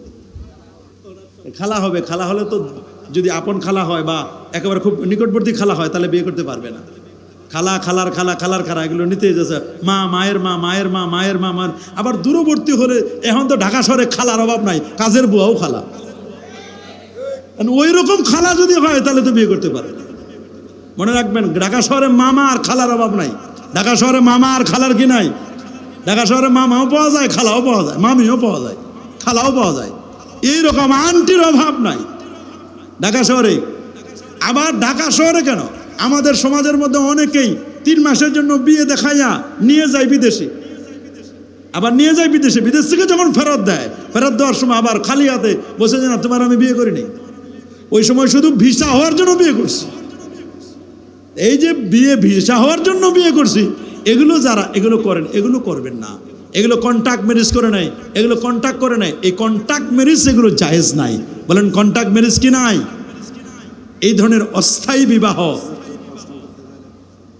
হ্যাঁ, কেউ যদি প্রশ্ন করতে চান আপনারা প্রশ্ন করতে পারবেন, সমস্যা নেই। হ্যাঁ বলেন।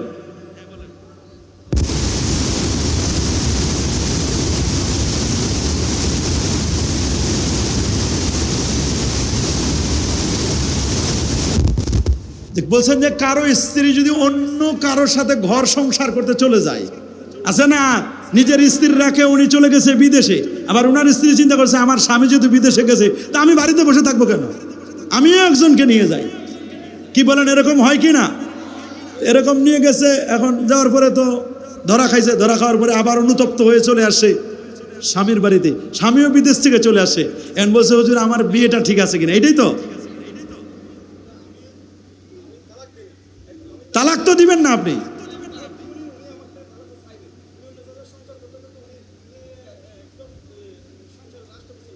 চলে গেছে, আর আসে নাই, আর ফিরে আসে নাই। দেখছেন, এখন পর্যন্ত আর ফিরে আসে নাই। যদি এইরকম হয়, মনে রাখবেন, একজনের স্ত্রী থাকা অবস্থায় আরেকজন কখনো বিয়ে করতে পারে না। বলেন, একজনের স্ত্রী থাকা অবস্থায় আরেকজন কখনো বিয়ে করতে পারে না। তো আপনার স্ত্রী যতক্ষণ পর্যন্ত আছে, আপনি যতক্ষণ পর্যন্ত তাকে তালাক না দিবেন ততক্ষণ পর্যন্ত সে আরেকজনের সাথে কি বিয়ে বসতে, যদি পালায়ও যায় তাহলে যতদিন থাকবে জেনা হবে। কি হবে? সন্তান হলো ওয়ালাদু জেনা, জেনার সন্তান হবে। কিসের সন্তান? জেনার সন্তান হবে। যতক্ষণ পর্যন্ত আপনি তালাক দেবেন, তালাক দেওয়ার পরে 3 মাস ইদ্যত পালন করবে, তারপর সে আবার ওই স্বামীর সাথে সে বিয়ে বসতে পারবে। এর আগে বিয়ে বসার কোনো সিস্টেম নেই। এই সমাজের বর্তমান সমাজে তো চলতেছে। আরো যে কি দেখবেন সামনে যে কি দেখবেন আল্লাহ ভালো জানেন।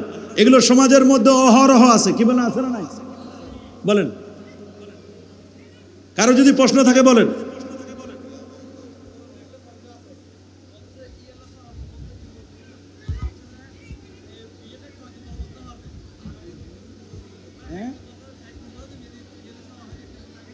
বুঝি নাই।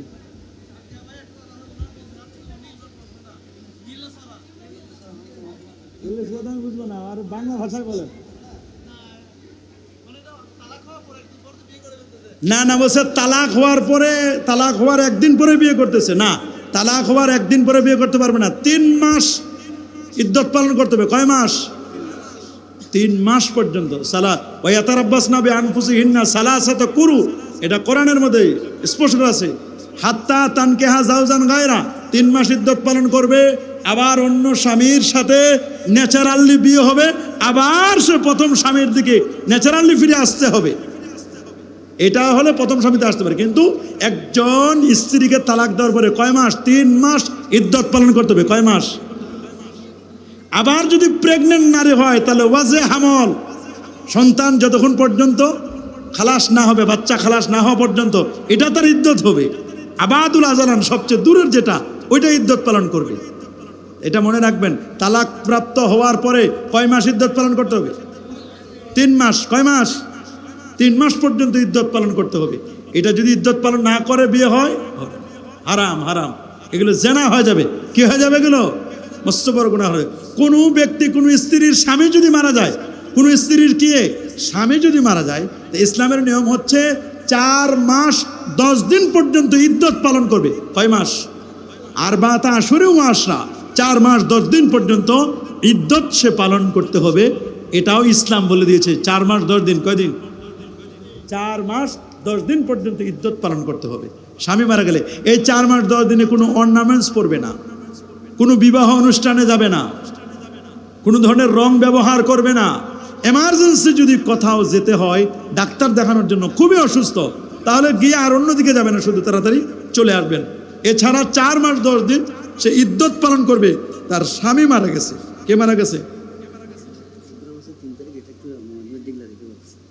আচ্ছা, দিব একটু পরে।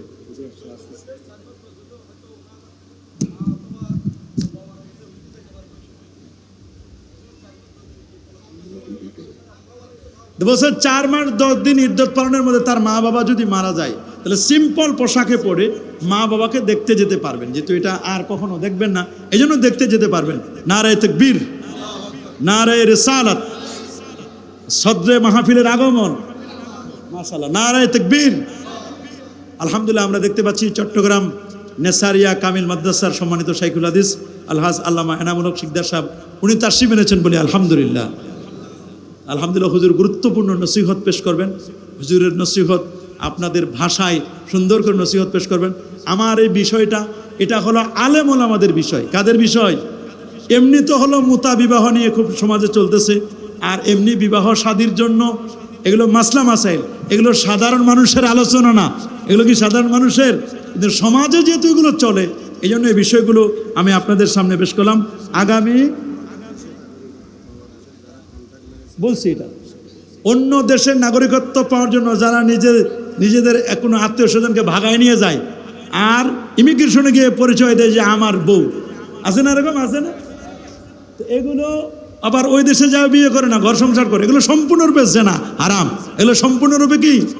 আবার এরকম শর্ত করে যে বিয়ে করে, এগুলোও হারাম। কন্ট্যাক্ট ম্যারেজ, এগুলো সম্পূর্ণরূপে প্যারা নবী রাসূল করিম সাল্লাল্লাহু আলাইহি ওয়াসাল্লাম এগুলোকে হারাম করে দিয়েছেন। কিয়ামত পর্যন্ত এগুলো নিষিদ্ধ। মোতা বিবাহ যেটি, এটি কিয়ামত পর্যন্ত কি নিষিদ্ধ। এগুলো করবেন না।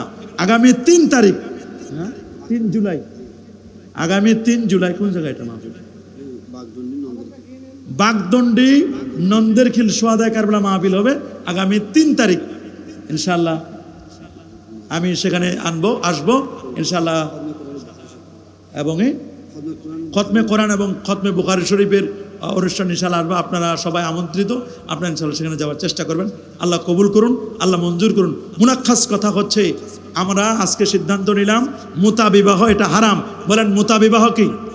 আমাদের সিদ্ধান্ত না, এটা আল্লাহ নবী সিদ্ধান্ত দিয়ে গেছেন বিদায় হজ্জের ভাষণে, সুবহানাল্লাহ বলেন।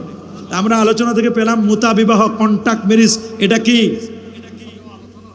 এবং এটা নিয়ে সংসদে আলোচনা হয়েছে। কোথাও তো আমি আপনাদেরকে বলছি যে কত গুরুত্বপূর্ণ, যেটা সংসদেও আলোচনা হয়েছে। আমাদের দেশের শিয়া যারা, কারা শিয়া মুতা বিবাহ সম্পর্কে 131টা হাদিস বানাইছে। কয়টা? 131টা হাদিস তারা তৈরি করেছে শুধু মুতা বিবাহকে কেন্দ্র করে। বিভিন্ন সাহাবীদের নামে নামে নামে নামে ইমাম জাফর সাদেক রহমতুল্লাহ আলাইহির নাম দিয়ে তাদের বিভিন্ন শিয়া তাফসিরে কোরআনের আয়াতগুলোকে বিকৃতি করে করে এরকম হাদিস বানামাট হাদিস এরা বানিয়ে বানিয়ে মানুষদেরকে বিভ্রান্ত করার জন্য শিয়ারা এটা তৈরি করছে। আমাদের দেশে শিয়া সফটওয়্যার নিয়ে কিছু গুপ্ত বাহিনী যুব সমাজকে লেলিয়ে দিচ্ছে। এই গুপ্তদের মুরব্বী ফতোয়া দিয়ে গেছে তার তাফসিরে। আমি নামটা বললাম না, হুজুর বলে দিছে, নামটা আমি বলতে চাই না। সমাজ ব্যবস্থা তো বেশি ভালো না, যে কারণে আমাদের শত্রুর তো অভাব নাই। আমরা আল্লামা শহীদ নুরুল ইসলাম ফারুক রহমতুল্লাহকে হারাইছি, তা আমরা আর হারাতে চাই না। হায়াত মৌতের মালিক তো আল্লাহ তাআলা। তারপরে আমরা একটু সাবধানে চলাফেরার চেষ্টা করি।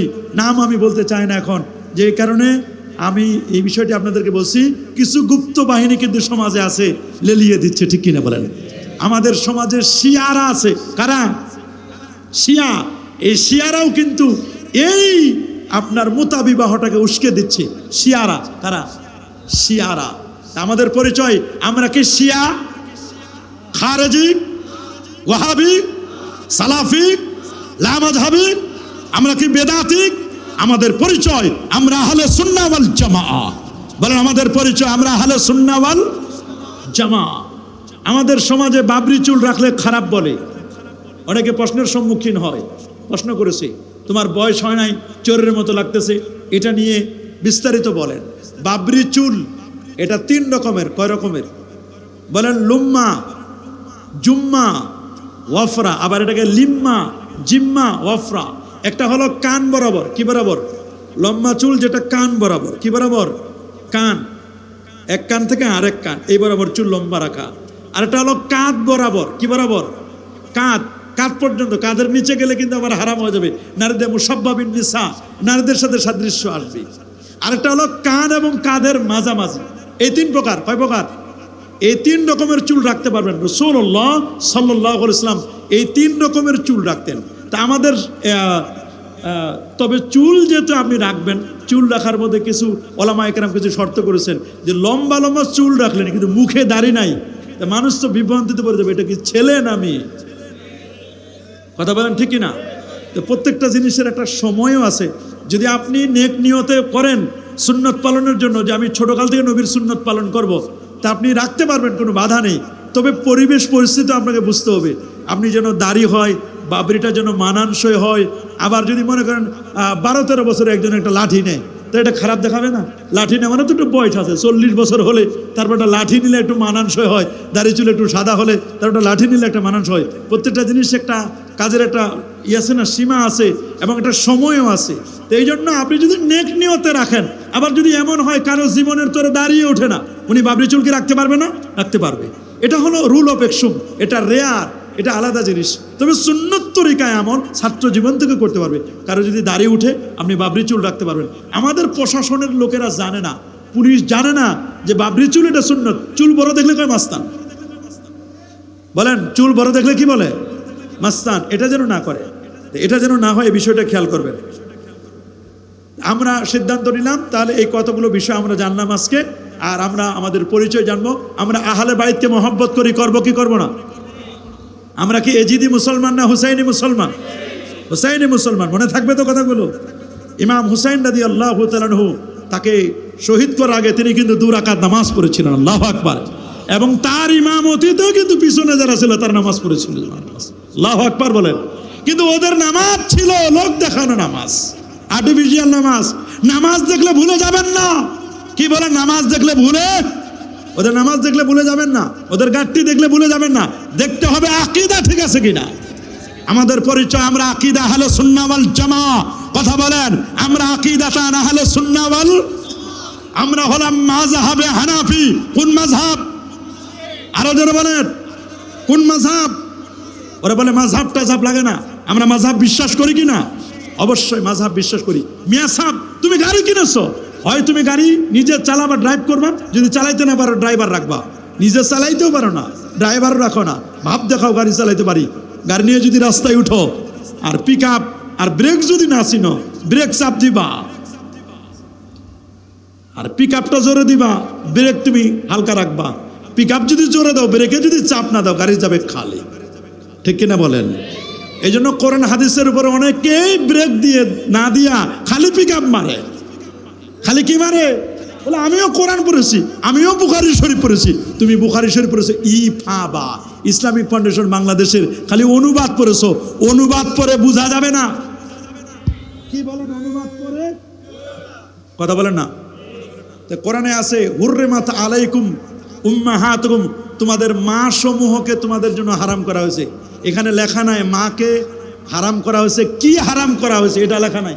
আছে হুররিমাত হারাম করা হয়েছে উম্মাহাতুকুম, তোমাদের মা সমূহকে, তোমাদের মা দেখে হারাম করা হয়েছে। কি? মার সাথে কথা বলা হারাম, মার সাথে চলা হারাম, মার সাথে বর্ষা হারাম, মার সাথে খাওয়া হারাম।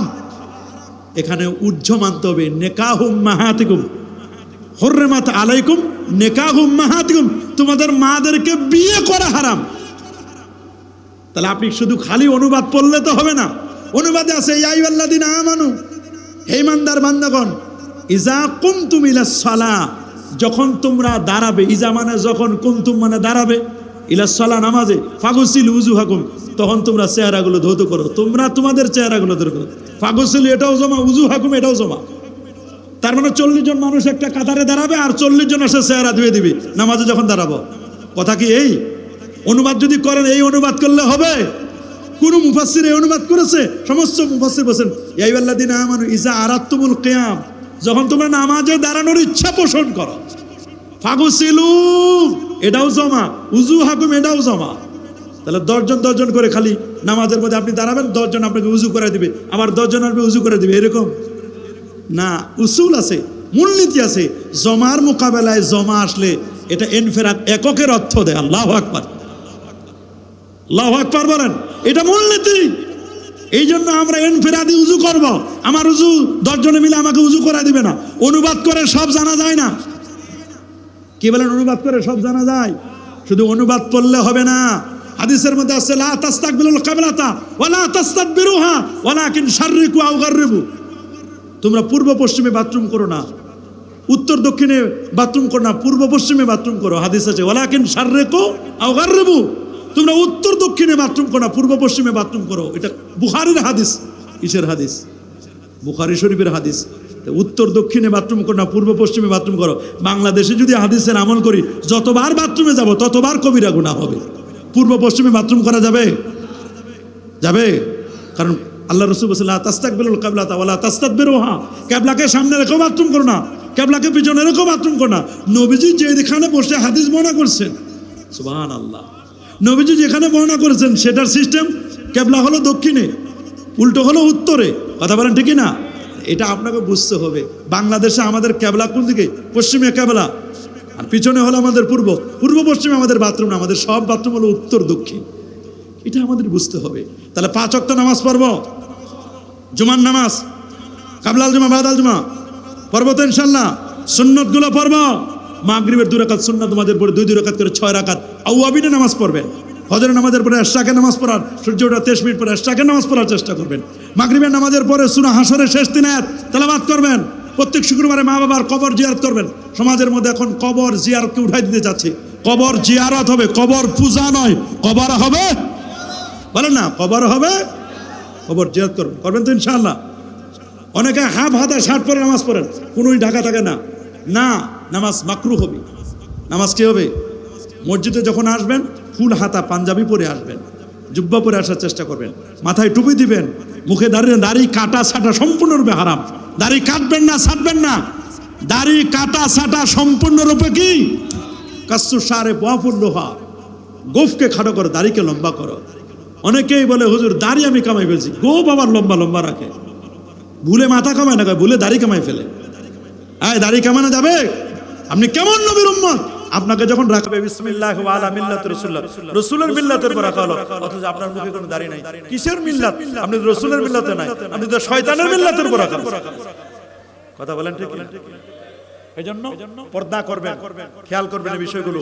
আল্লাহ তাআলা আমাদের সবাইকে কবুল করুন, আল্লাহ আমাদের সবাইকে মাফ করে দিন, এবং এই 10 দিন ব্যাপী মাহফিলে যারা খেদমতের আঞ্জাম দিয়েছেন, আল্লাহ সবার খেদমতকে আল্লাহ কবুল করুন। আহলে বাইতের রাসূল সাল্লাল্লাহু আলাইহি ওয়াসাল্লামের শরণ বা আহলে বাইতকে যেন আমরা মহব্বত করতে পারি, কারণ ইন্না আহলা বাইতি কাসাফিনাতুন নূহ, আহলে বাইতের শরণ এটা মনে রাখবেন, তাদেরকে ভালোবাসা এটা নূহ নবীর কিস্তির মতো। সুবহানাল্লাহ।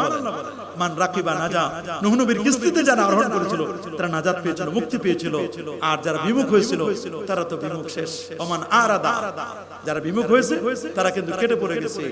এজন্য আহলে বাইতকে মহব্বত করব তো আমরা। আহলে বাইতকে মহব্বত করতে চাই। আল্লিমু আওলাদাকুম সালাসা খিসাল, তোমরা তোমাদের সন্তানদেরকে 3টা বিষয় শিক্ষা দিবে। এক, হুব্বিল কোরআন, কোরআনের ভালোবাসা। হুব্বিন নবী সাল্লাল্লাহু আলাইহি ওয়াসাল্লাম, নবীর ভালোবাসা। হুব্বি আহলিল বাইত, আহলে বাইতের ভালোবাসা। এগুলো যেন আমরা শিক্ষা দিতে পারি। আল্লাহ তাআলা আমাদের কবুল করুন, আল্লাহ আমাদের মঞ্জুর করুন। ওয়া আখিরু দাওয়ানা আনিল হামদুলিল্লাহি রাব্বিল আলামিন। আসসালামু আলাইকুম ওয়া রাহমাতুল্লাহি ওয়া বারাকাতুহু।